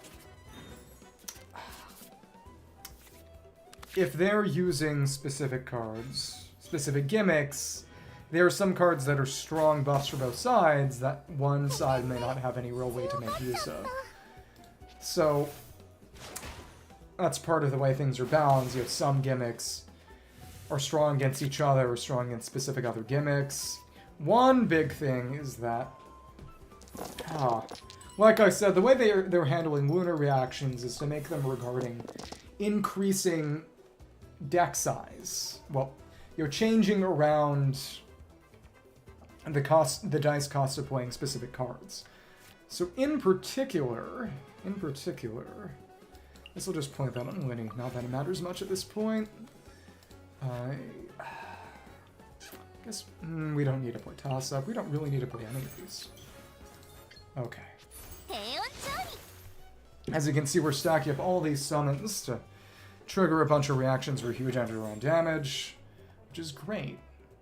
And Dia cannot consume Night Soul, so they totally messed up giving her this artifact. The AI is not smart. Yeah.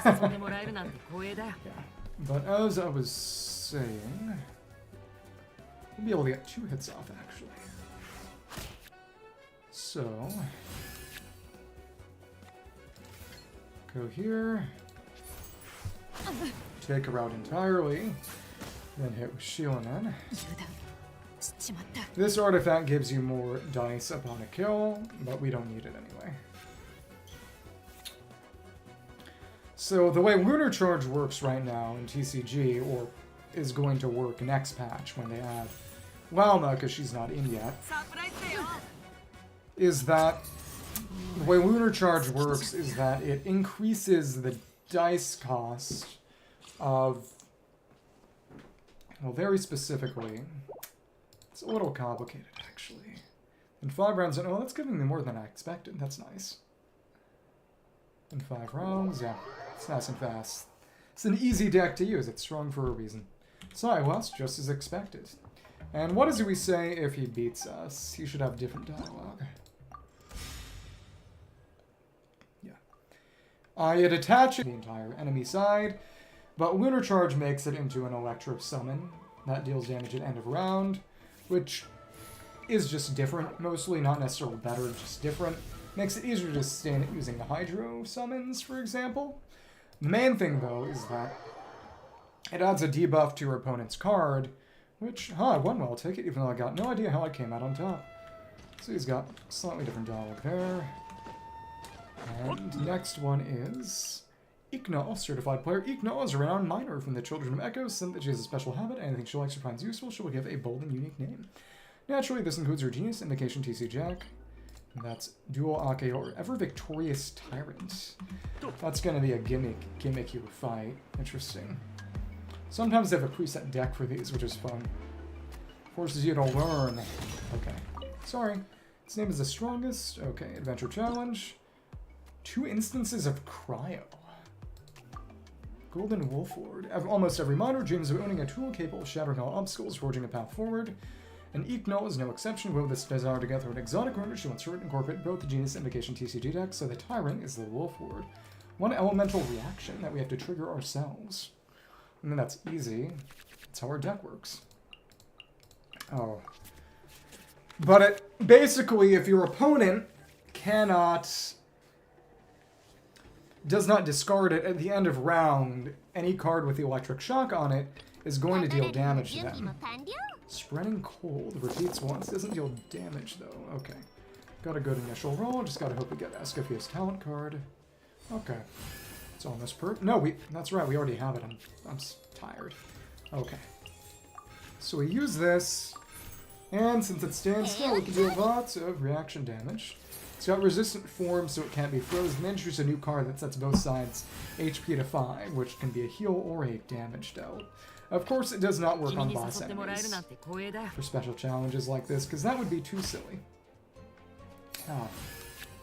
Oh, but as I was saying, let's just use this now. Now that we really need it.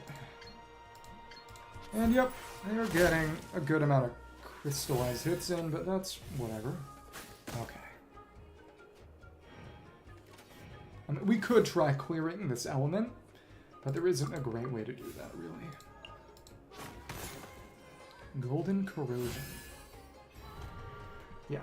But Enefa, who's already out, and Flynn's, who will be added soon, both also have unique interactions with the way that Lunar Charge works to make it harder for opponents to get rid of the card with Electric Shock. Because otherwise they can just play it or use it to tune dice and get rid of it and not get shocked.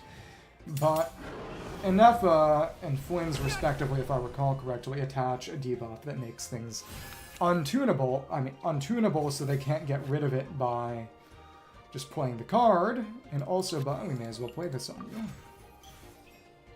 you. Should definitely play this. It's good piercing damage. Okay.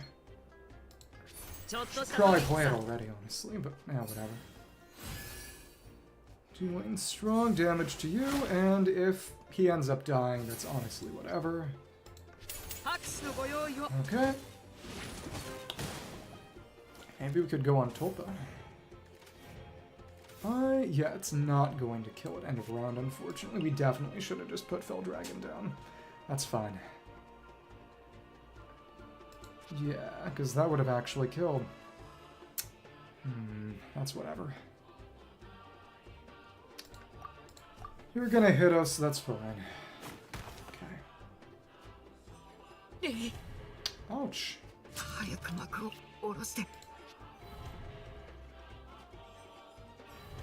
Ouch. Oh, because it's on you right now. Oh, that sucks. Whatever. I should have just played Fell Dragon, and then that final 2 damage would have killed. Oh well. That's what I got for not pressing the advantage. Oh. But basically they make it so that you can't tune away the card by turning it into a dye of your preferred color, and also making it harder to play by just increasing the cost of it. Which, what are our objectives? Yeah, we're still gonna be playing. Okay. I have 1 summon, and now one of the Tulpas is just going to take a turn. That wasn't amazing, but it's still victory. Cool. Yeah. And the way Lunar Bloom is going to work, at least with Llama, is going to be to actually... In the same way that it does, Lunar Bloom does not deal direct damage, it just gives you a resource that'll apply a cost decrease to a card in your hand. Okay, no problem. Have fun in Hawaii. That's definitely getting too esoteric now, huh? Well, thank you for popping in. Good luck with everything. Oh, I guess I have to give this deck a new name now. Let's actually do the first few tribes then. Okay.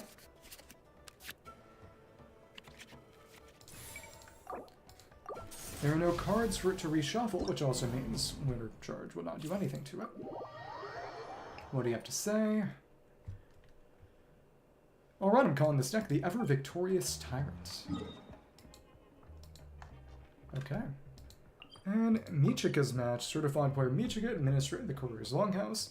Due to his heavy workload, he doesn't have much time to own his card skills, which is why he prefers decks with a high degree of randomness. Of course, some say he chose such decks simply as a way to break free from the rigid routine of his everyday life.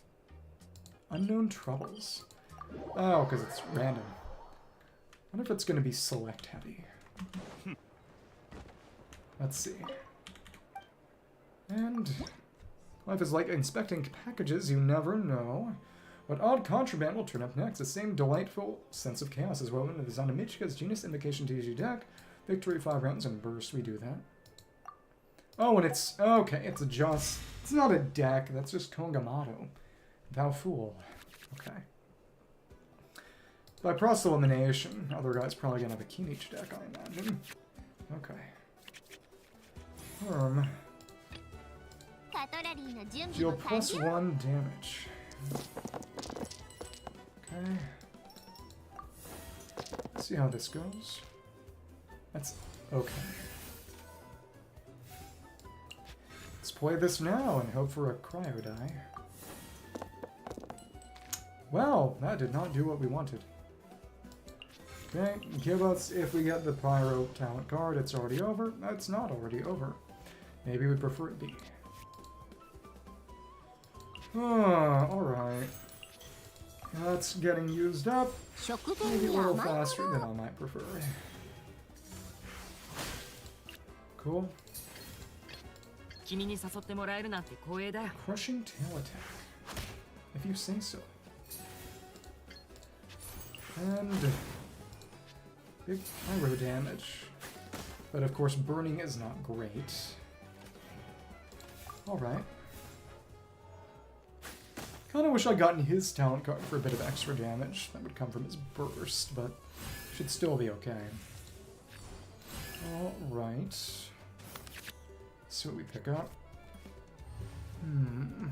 Okay. I mean, it is just a remarkably strong deck. No, wait. Okay. Okay. Go ahead. What? Oh, that's the problem. He can insta-kill us. We are going to need to get his health boost, aren't we? It's time to gamble a little. Delightful sense of randomness. Ah, delightful for whom? Okay. We don't need Golden Troop.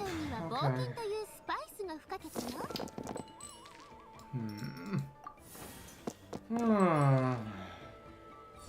Alright.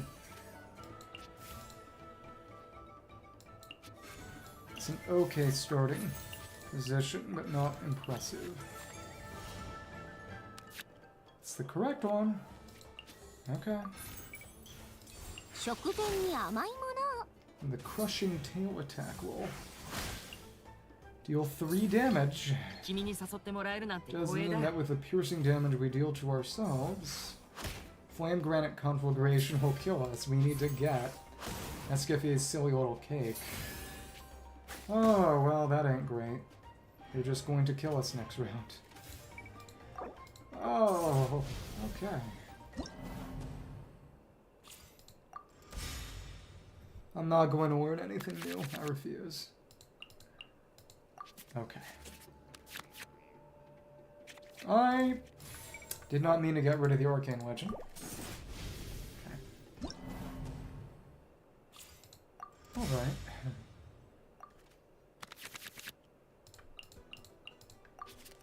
Well, maybe the dragon would not be so bad to take. Okay. Oh, okay. We need... Don't have any kind of toss-up. This is just not gonna work. Sucks.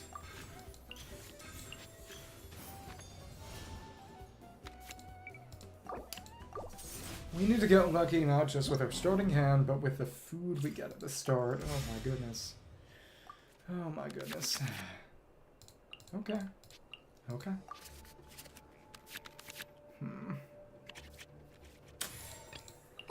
And Gamblers is not useful at all in a deck. In a fight against a single enemy, because once it procs, the fight's over. Okay. Okay. Alright. Give us Esco. Good. Play this. Then we have to get the cake. Because we don't have the ability to switch out.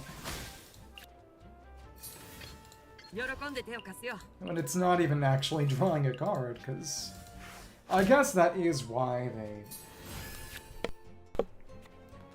gave it Smashing Momentum. To compensate for the fact that everything food-related in the deck became literally pointless. Yeah, this kind of sucks. Okay.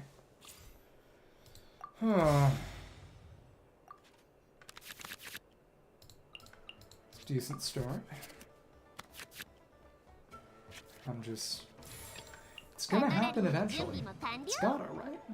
Maybe. Oh.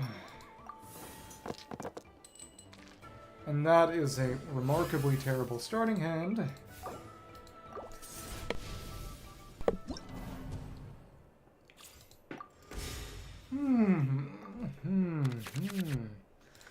Okay.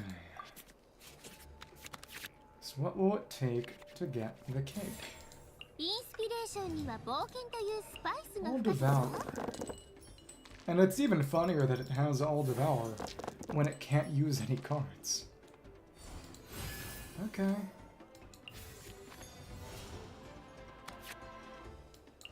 Since it actively lacks any function. Okay. Bye. Give us Pyro. Okay, that works. If we can get the cake, we can survive. It's really the only thing we particularly need.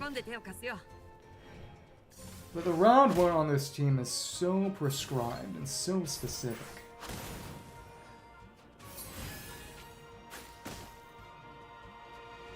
You know, I would legitimately prefer the food. Especially since the food is the randomness. You know, taking the food out means there's no randomness. I wonder if this was not previously or originally intended to be a duel. And when I'm an idiot. I got the cake and I was on autopilot. Oh my lord. Now he's gonna kill me again.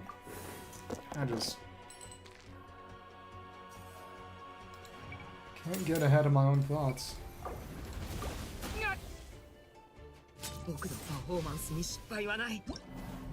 Stupid, stupid, stupid. Okay. That +1 damage is doing an evil amount of work here.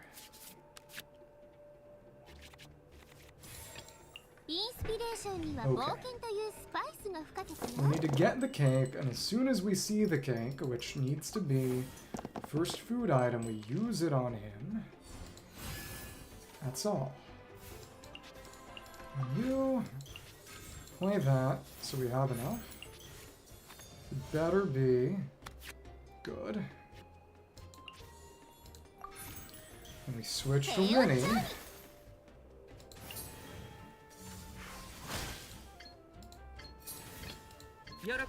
We use the arrow. We need to get the cake. Play it on him. And that's wrong. Okay. And he'll be able to survive the burst, heal back up, not die. And then... frankly, the match is kind of over at that point, because the summons should kill. But there's a lot of things to work. I even got pretty much exactly what I needed, and then, no, that's unsalvageable.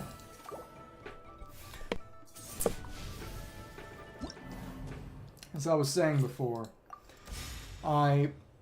if you can't tune and you can't play the card, because your opponent has lunar charged you, what you use, what beats that is a discard-oriented deck that gets rid of cards, and actually, in a lot of cases, likes it when cards are higher cost, which lunar charge does. You turn, there, and that's not salvageable either.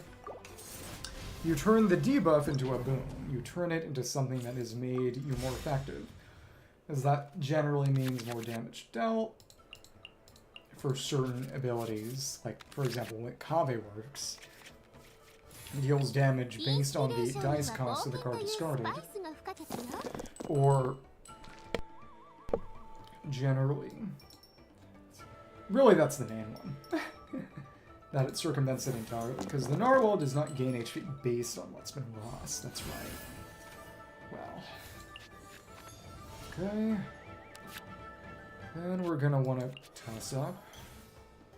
If it has to be done, we can tune, but this is better. Hey, perfect. Play this. If we get the cake, we're on. Well, we need to get the cake. Okay. Thank you. Let's play this, which will mean a little bit more damage from the burst next round too, as long as we get the cake. God. No.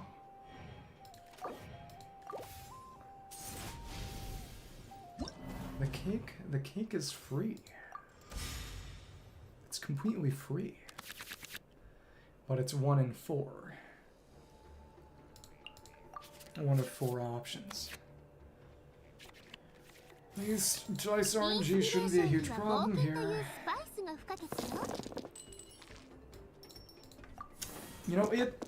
I'm honestly not all that surprised, because the Gluttonous Geoguessr King is also a total nightmare. Oh, Four Drums temper a bit back. Okay. And that's the right one. Come on.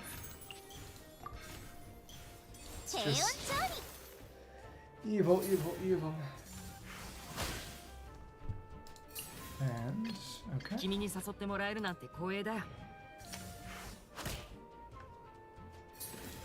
And the other big thing about the fact that Lunar Bloom is going to be changing your own dice cost is that, and yep, we lost the 25.75. Okay. Is that it does mean that it'll still function against Adventure Challenge NPC enemies who don't have decks at all. That is one of the issues, really, with anything that increases opponent hand costs, card costs, is that if the opponent doesn't use cards, it does nothing, which is, you know, a problem in and of itself with whatever. Give us the red one. There we go. Which is a problem to begin with playing against discard decks, which, to be fair, sometimes do need some cards to get things going. For example, the Cassava, which forces some discards, and in exchange, you know, lets you use more abilities per round. This had better be it. Yes, finally, and let's not be stupid. Okay. Now we're at 8. We can survive this one now. I think. I'm not actually entirely sure. Let's think about it. Got that there. Maybe we could use the Mystique Soup, actually. But honestly, if he dies, it wouldn't be the biggest of deals. Oh, we're gonna have to use these Zelda too, aren't we? Unfair. It's only one, so I can switch around a little bit and let her tank the hit. And then I think we should be in a good position. Surely. We are going to have to use all of this to tune, though. That's sad. Oh well. As long as it's over. Okay. That means more damage from the burst. Because it's Pyro hitting Pyro, which is how he's kind of supposed to work. He's not supposed to be running knots. But if you can make it work, you can make it work. Okay. And in 2 rounds, it's over. But did it take a lot to reach those 2 rounds?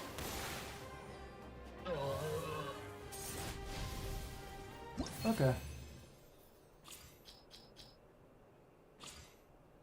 Cool. Yeah. Getting dangerously close to maxing out, too. It's not so difficult. I better keep checking the packages. This guy is not quitting his day job. Okay. Let's see what happens if we concede. What you gonna say? And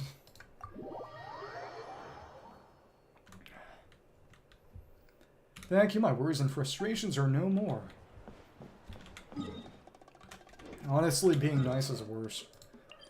Paka's match. Certified player Paka was once a Signs of the Canopy War active on the front line, steady first run genius indication TCG. Who had a fun common ground with the Riders of the Flower for the Clan. However, it seems that Paka's card skills improve faster than his social skills. Dual Paka.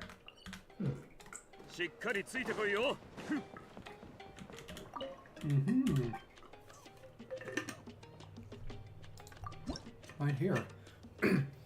Fiery friendships often begin with a blazing battle to Paka, or the Signs of the Canopy. Fire means nothing less than a wildfire that burns away every way in its path. 5 rounds and twice in the battle. And yup, it's a burning deck involving Kinich. And all the pyro means Winnie can work somewhat well there too. That's cool. Well, let's get this started. No gimmick here, just killing him.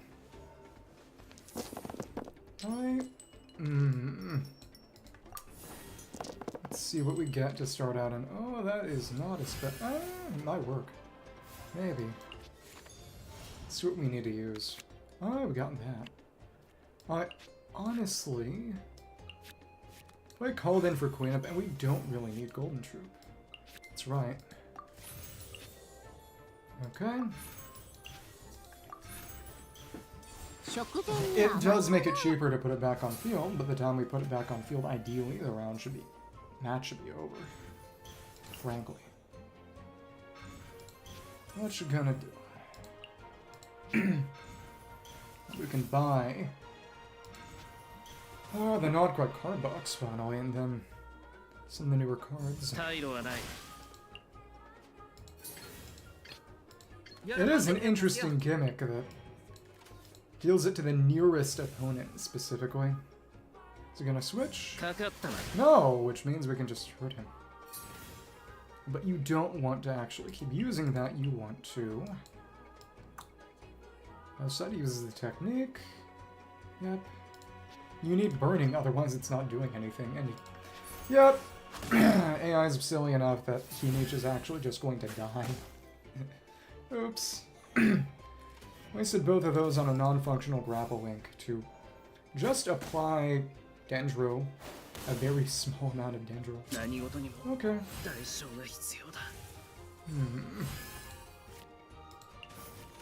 We could play this maybe. So we pick up. Vorkasha is good. See who we can eliminate. I don't think the burning will do all that much, and that was not a very good starting hand. Okay. Oh, we forgot to use... Oh, I'm an idiot. That might not be so bad, actually. Well, we'll see. I'm going to need to get some rest. Okay. And we can get rid of some of these, and I think completely take her out. No, well, whatever. Aha! Burning triggered.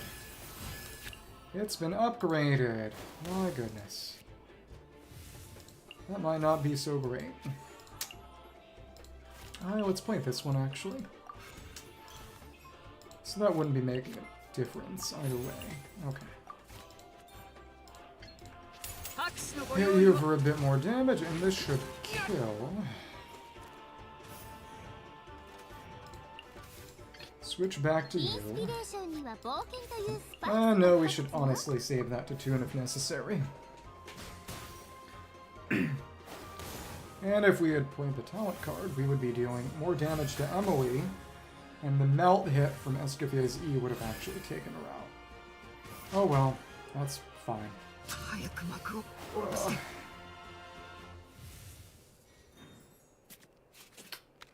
Go ahead.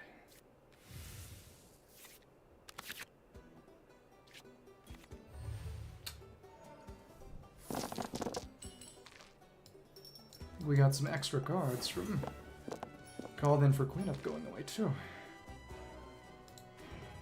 Did we? No. I can't read.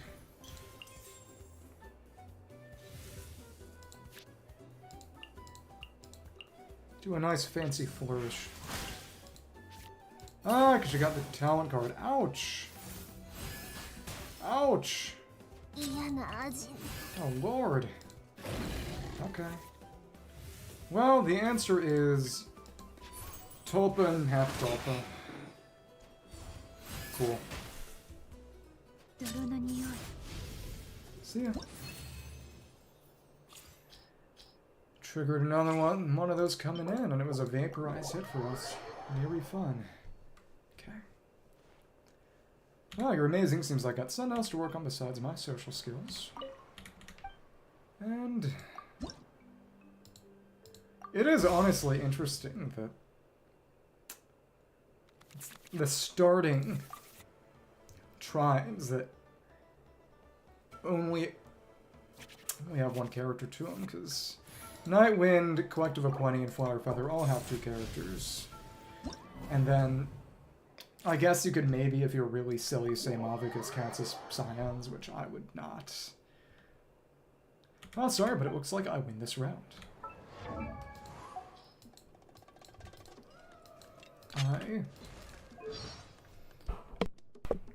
Yeah, this is nonsense. Don't believe her lies. I mean, that genuinely should not count. That genuinely should not count. Okay. Mahina Nui. Certified player Mahina Nui is a spirited restaurant waitress. She often invites her opponents to enjoy freshly mixed drinks after a match. People say that more than the thrill of victory itself. She seems to relish seeing her opponents' looks of satisfaction as they sip her cold drinks. One more round. What kind of adventure challenge is that even going to be? There is not a enemy card that... Maybe they added one? No, I don't imagine. I haven't seen any of those. I imagine I would have. I think they have... Do they have Kaholasaurs in TCG? Well, and welcome. If you need anything, just let me know.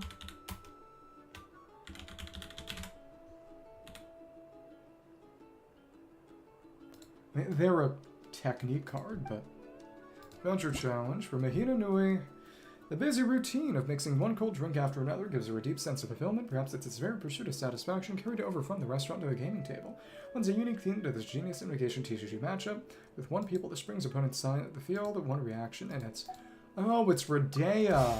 That's actually quite fun, because... Notably...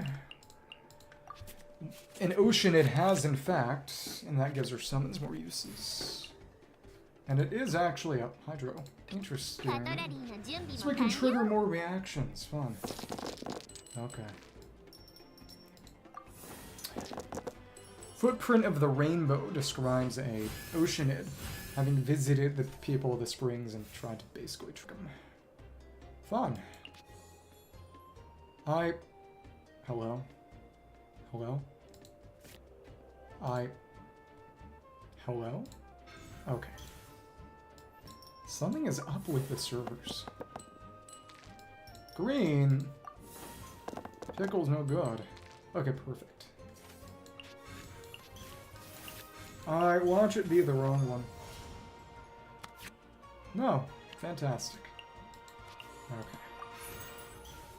You can trigger lots and lots of reactions. Frozen will not freeze it, but that's okay. Lots of powerful mimics. This only has 3 uses, though. Okay, and it's hilarious amount of damage. Fun. Of course, Hydra Mimic Tulpa has no way of dealing damage to it because all of its attacks are Hydra. And, you know, now that I think about it, maybe the Tulpa wasn't so great to bring here because the half Tulpas are going to do nothing. It's going to make the dragon really good if it shows up, though. Okay. You know, honestly, what that means is that we should just use another prop arrow. You should not even think about... Because the only reason you wouldn't be using the prop arrow is if you were trying to max out the number of half tulpas, and since we don't want half tulpas anyway. Okay. That's fine. That's what air. I play this. We're gonna have to use this if we want to get both off, and we do. And that keeps things going with Esco. Very good. Very good. We are going to end up... That's right. Definitely needed to switch out. Because now he's going to die. Yeah. Oops. You know, actually, now that I think about it... Interesting. Another of your characters.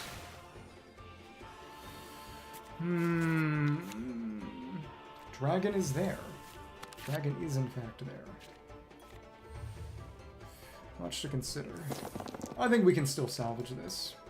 Well, I probably should have thought ahead a little bit more. Okay.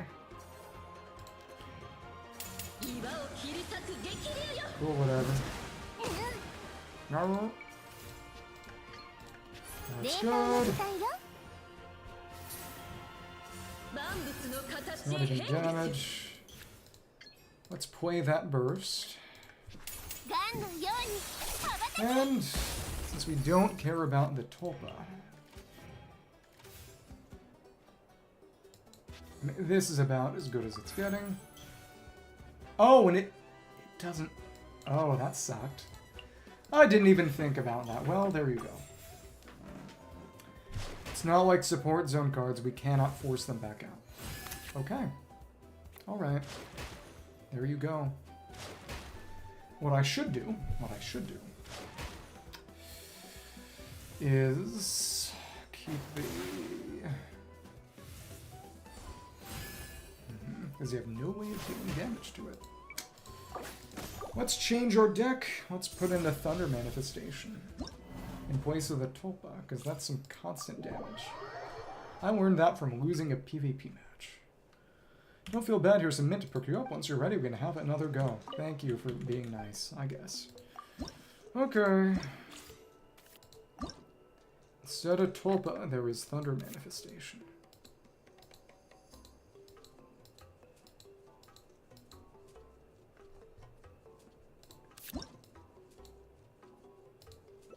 Strike Probe. That's 6 damage.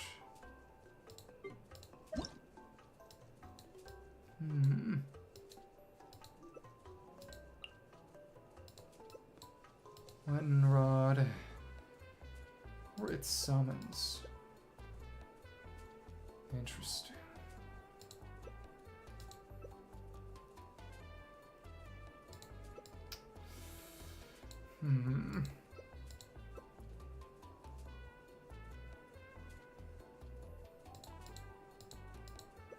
You can do summons and stuff. Sure. Okay. Let's just try this garbage. Okay.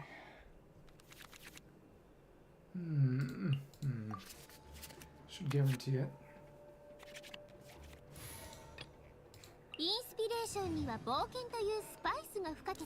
Thank you, Castless Chap. Interesting name. It gives off a certain impression. How are you doing? I'm just doing a couple TCG matches to finish things off. That's all. That's all. There's an Oceanid who we are attempting to fight. So that's fun. She does a lot of summons. That's kind of her thing. And we can't freeze her, which means we're just putting down some summons to deal some more hits. Okay, Cass. Understandable. That's a logical nickname. How you doing and how you been? I mean, I'm gonna do this match and probably one more, and I think after that I'm probably gonna... Well, this does not actually do anything, as we can't get them affected by Pyro. Well, there you go. We should honestly not play that then, and just use it to tune if we need to tune. Okay. And then what we can do, we can use another normal attack at the end of the round, switch to the Thunder Manifestation to attempt to pull that off. It does! It's actually a lot of fun. There was no Primogem reward to it, which is on purpose because it's nothing like the main... Well, it's got reactions, it's got the characters, there's a lot of playable monsters, which is the really fun thing about it. That's the only way, as of current, that you can do anything like playable monster character in this game. Because they're... Everything, well, almost everything is perfectly symmetrical, as opposed to the main game, which I like. Which I very much like. Let's run this. It's good so we don't have to tune up as much. Maybe this was not the right time for it. That's fine. Because that did not do much. It'll make some things in the future easier, though. So we play this. And that causes this cooking mech to attack as well. Put this down to get a little more in, maybe. Switch back to Escoffier when things finish. And we're going to use this funny lightning attack. As you can see, it deals a bit of bonus damage because it's hitting an enemy that has permanent Hydro attached. TCG has reactions just like the main game, but they're all a little bit different, which is cool.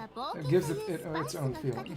But, you know, there's a reason why this is not mandatory in any sense. It's because of how different it is. I'm gonna have to take a hit, aren't I? Which means that, oh goodness, we're gonna be able to put the mech back on the field. Well, actually, it depends on whether she summons or it's gonna be interesting. If she uses a summon after her ultimate, Escoffier is gonna die. Okay, she is not using any actual attack. She summons another, which means we can attack with relative impunity. They are very pretty.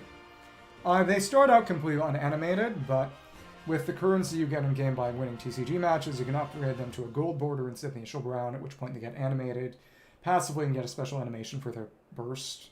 And you can get a platinum sparkly border, which does not do much, but just looks pretty. I am aware of them, but I don't really play others, to be frank. What comes to mind for you? What are you asking about? That's the question, I suppose. You can put that on you. And we're gonna take some hits. That's fine. It's a slow go of it, frankly. This is gonna be... We're not gonna get anything with the Golden Troop this way, but this is still our best option. Then we switch back and use another normal with Winnie. Because she can't kill us right now. This is actually a tough one. Also, that's a fun emote. That's yours. That's what it said, at least, right? And the lightning strike, because it takes a bit more damage here from our thunder manifestation, will work pretty darn well, too. The fewer the better. Both in terms of just wallet damage, and also it's a good... Yep, and we can defeat you this way. Nice. The issue is that we have a Hydro Tulpa before, which can't damage this thing. All of its attacks are Hydro. Okay. So let's change our deck back. Let's change our deck back. Good show. How about a nice glass of milk to celebrate? Thank you, thank you.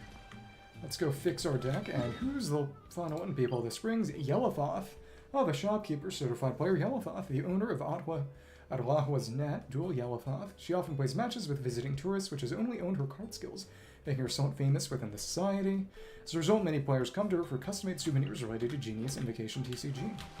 I personally, real world friends got me into this game some years back, and then they all left, and they left me here. Which, it is what it is. Probably wouldn't be streaming if I hadn't picked up the game, because I started streaming because I got a PC, and I got the PC because my laptop stopped being able to run this game. It said that Yellowfoth, the owner of Atlahua's Net, dislikes the heat and is active mostly at night, even when visiting her beloved Geoguessr. She only sets out on cool evenings. Perhaps because of this, her Genius Invocation deck exudes a distinct chill, less than twice defeated, and it's actually a freeze one because that is right. She was Moani from her tribe, but Moani does not require it. No, that's wrong. We need to put... I'm dumb. I need to put... Oh, Hydro Tulpa back in. I'm silly. I'm silly. I'm a little tired. I'm a little tired right now. I do also play FGO, kind of off and on, but it's not really a game to stream, and it's really more about the story. It's... The longer a game's been going on, the harder... Sorry, but I'm the victor this time. I quit. That was not a real victory. Well, whatever. As I was saying... The longer a game goes on, the harder it is to get back into things or catch up. Or at least the more things you have to content yourself and be satisfied with having missed.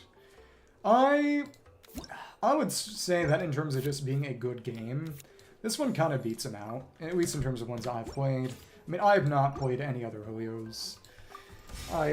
Full disclosure, you know, I monitor the situation, quote unquote, with, you know, HSR, ZZZ somewhat, and to an extent WUA, because people talk about it, you know, in terms of, you know, sales PvP and things of that sort, but I just don't have the time to play them. If I played others, if I ever gotten anything else, I'd want to do it from the very start. I started playing this game back half of 1.5, the first patch with the EULA in it. So it's going to be Cryo. Yep, it's the right one. Let's go for this. I mean, and all those games have been going on for a while at this point, so it's just, I am not in a specially suited position to go and start those up. So is Kokomi going to use her jellyfish? Yup, and she froze herself. There you go. Oops. Is she going to stay in, or what? Oh, she's going to start switching around. Milani. Oh, she's going to use her technique. Because that's not a skill, it's a technique, it's different. Play this on you, because you take some hits and damage yourself a little bit.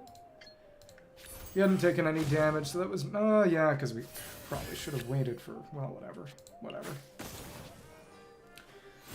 Oh, should have used our self-damage first so we get healed back up to full, but it shouldn't make a difference.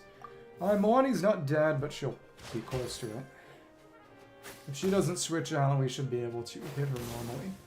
But the main thing is that this team, Milani works by switching around a bunch and applying a debuff to other characters that has them take more damage from her specifically. So if you take out Milani, I mean, that team kind of doesn't do anything anymore. But, okay. Let's play this to see if there's anything to use there. She did end up switching, which applies bite target to me. So I will want to take Milani out so she can't just nuke me. Okay. We can put Golden Troop on her. Play this now. Make use of that reduced cost.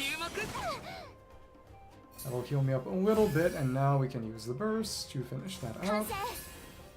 Cool shield. It's a very bulky top team. It's hard to say. Because a lot of the characters I like, it's kind of hard to talk and she use it again. Whatever. Hard to really call them villains at this point. I like Scar a lot. He's my profile picture, as you can see down here. And I hope they give him an alt, or at least an Electro Inazuma Scar costume eventually. He's going to be very relevant to the game next patch, actually. Which I'm pretty excited for. But, I mean, do you mind somewhat minor do you mind any spoilers about what's going on next patch? There's gonna be a new boss next patch.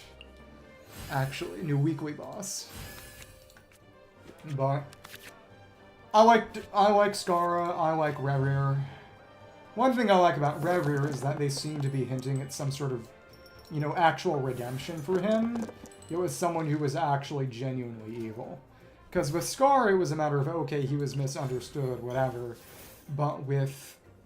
Okay, we don't have a quick switch. You're probably going to get rid of your own Pyro by using your skill, whatever. At this point, it might be good to use... we won't have space for... the Fell Dragon... Well, whatever. Okay.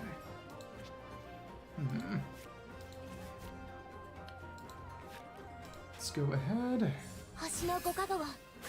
It's nice and cheap. But with Scar, the whole deal is that he was actively deceived. Dottore tricked him. They were kind of making excuses for him, arguably. And one thing I like about Rerir, if he does end up getting some sort of redemption, is that he is just an undeniably evil person who did awful things.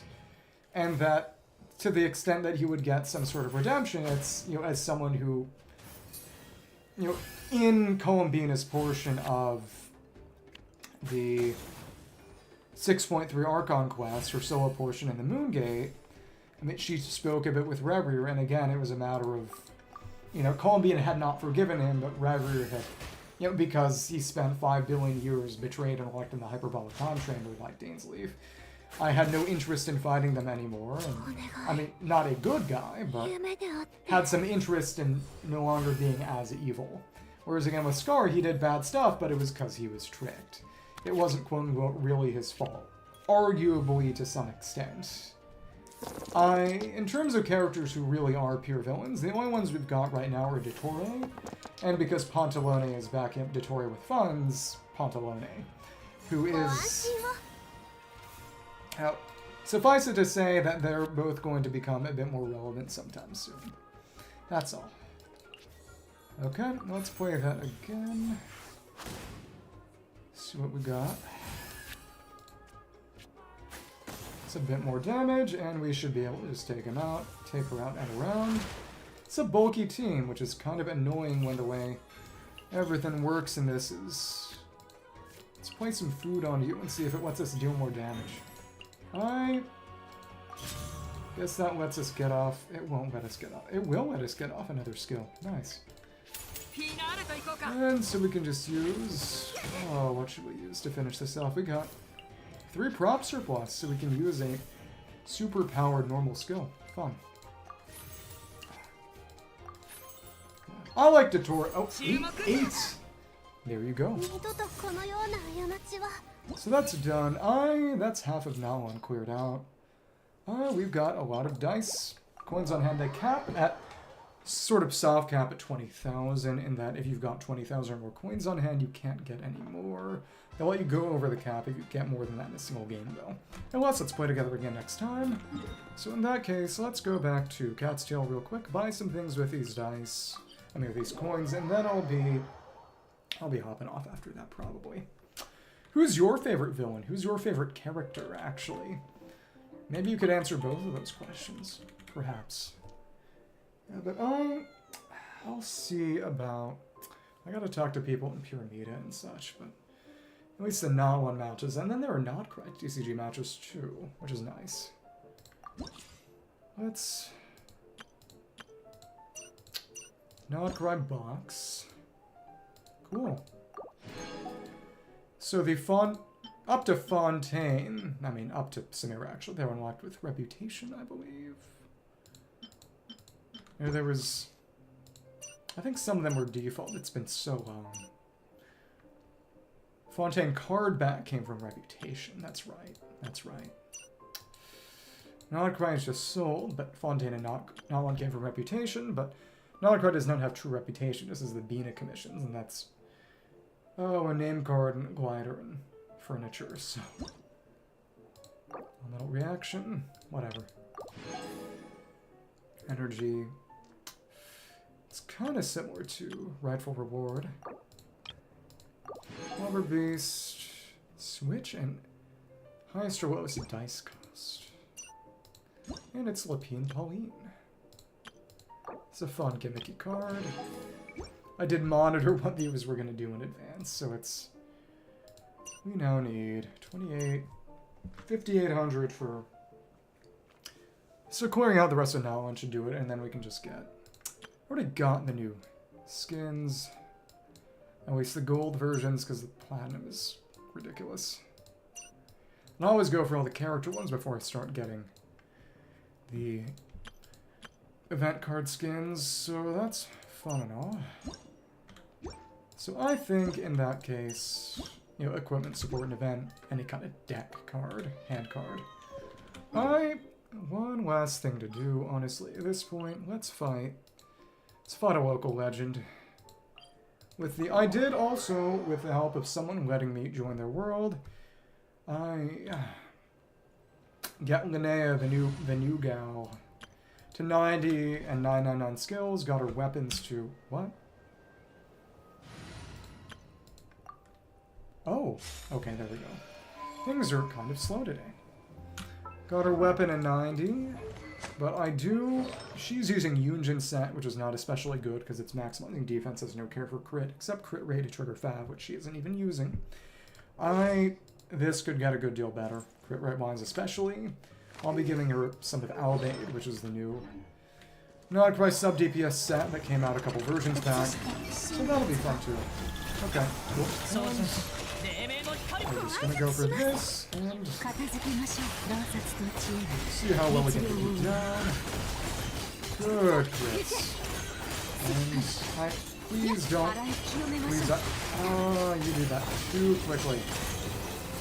Honestly, let's try that again.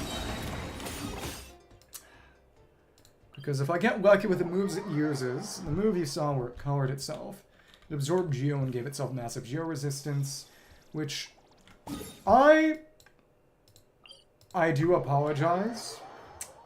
Does that mean your PC is working again? I was literally just about to hop off. I'm so sorry.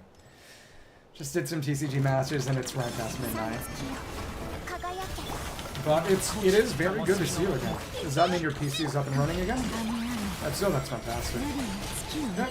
As you can see, I'm just testing out the Winea Z-Bot team, which is absolutely phenomenal, by the way. Well, not if you die. That was quite bad. Got very lucky in some things and very unlucky with others, so you lucked out in the sense that this will take a few minutes more. I just wanted to kill Bronzelock. Oh my goodness. Bronzelock with a Z-Bot team in a single rotation, ideally. I should have at least dodged to its back after the first, and I knew that was going to kill me. Okay, well that's great. I am very, very happy to hear that first thing. Okay, well, we are not going to kill you. Well, we might have to. That is a shame. Oh, so you had to... So was it a software issue? That's surprising. Well, either way, I'm happy to rejoice with you with these glad tidings. And, okay, let's do this for real. And me being here should maybe help.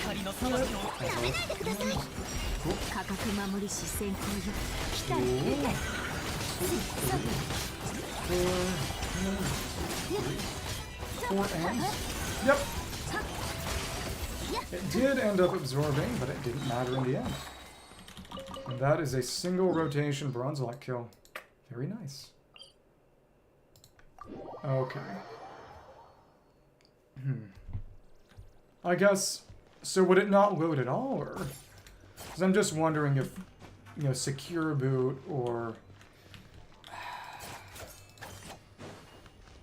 maybe just checking for corrupted files could also work. Okay, so at that point, you know, in case it ended up happening again, if it could be a less painful process for you. I mean, I'm glad it worked again, but that does suck. I certainly hope nothing important was on it. Okay, so it was just totally foobar. Well, yeah, that will do it. Well, I'm glad it is working again to at least some extent. But thank you for popping in, and I'm sorry I gotta go so soon. But oh, so you had to reflash your BIOS? Now, I have not had things get that bad for me. Hopefully, if it does get that bad, it will be after a while, so I can continue entertaining you and the good people of planet Earth. Maybe even the bad ones, too. With minimal trouble and effort expended. Well, one way or another, you know, in spite of all the pain and suffering, I'm glad it started working again. That will make your life significantly easier, I imagine. And let you play some fun video games or whatever. So, at least run woo-wah better and get back to Luke. So I will stop making noise and let other people in this house sleep, so sayonara.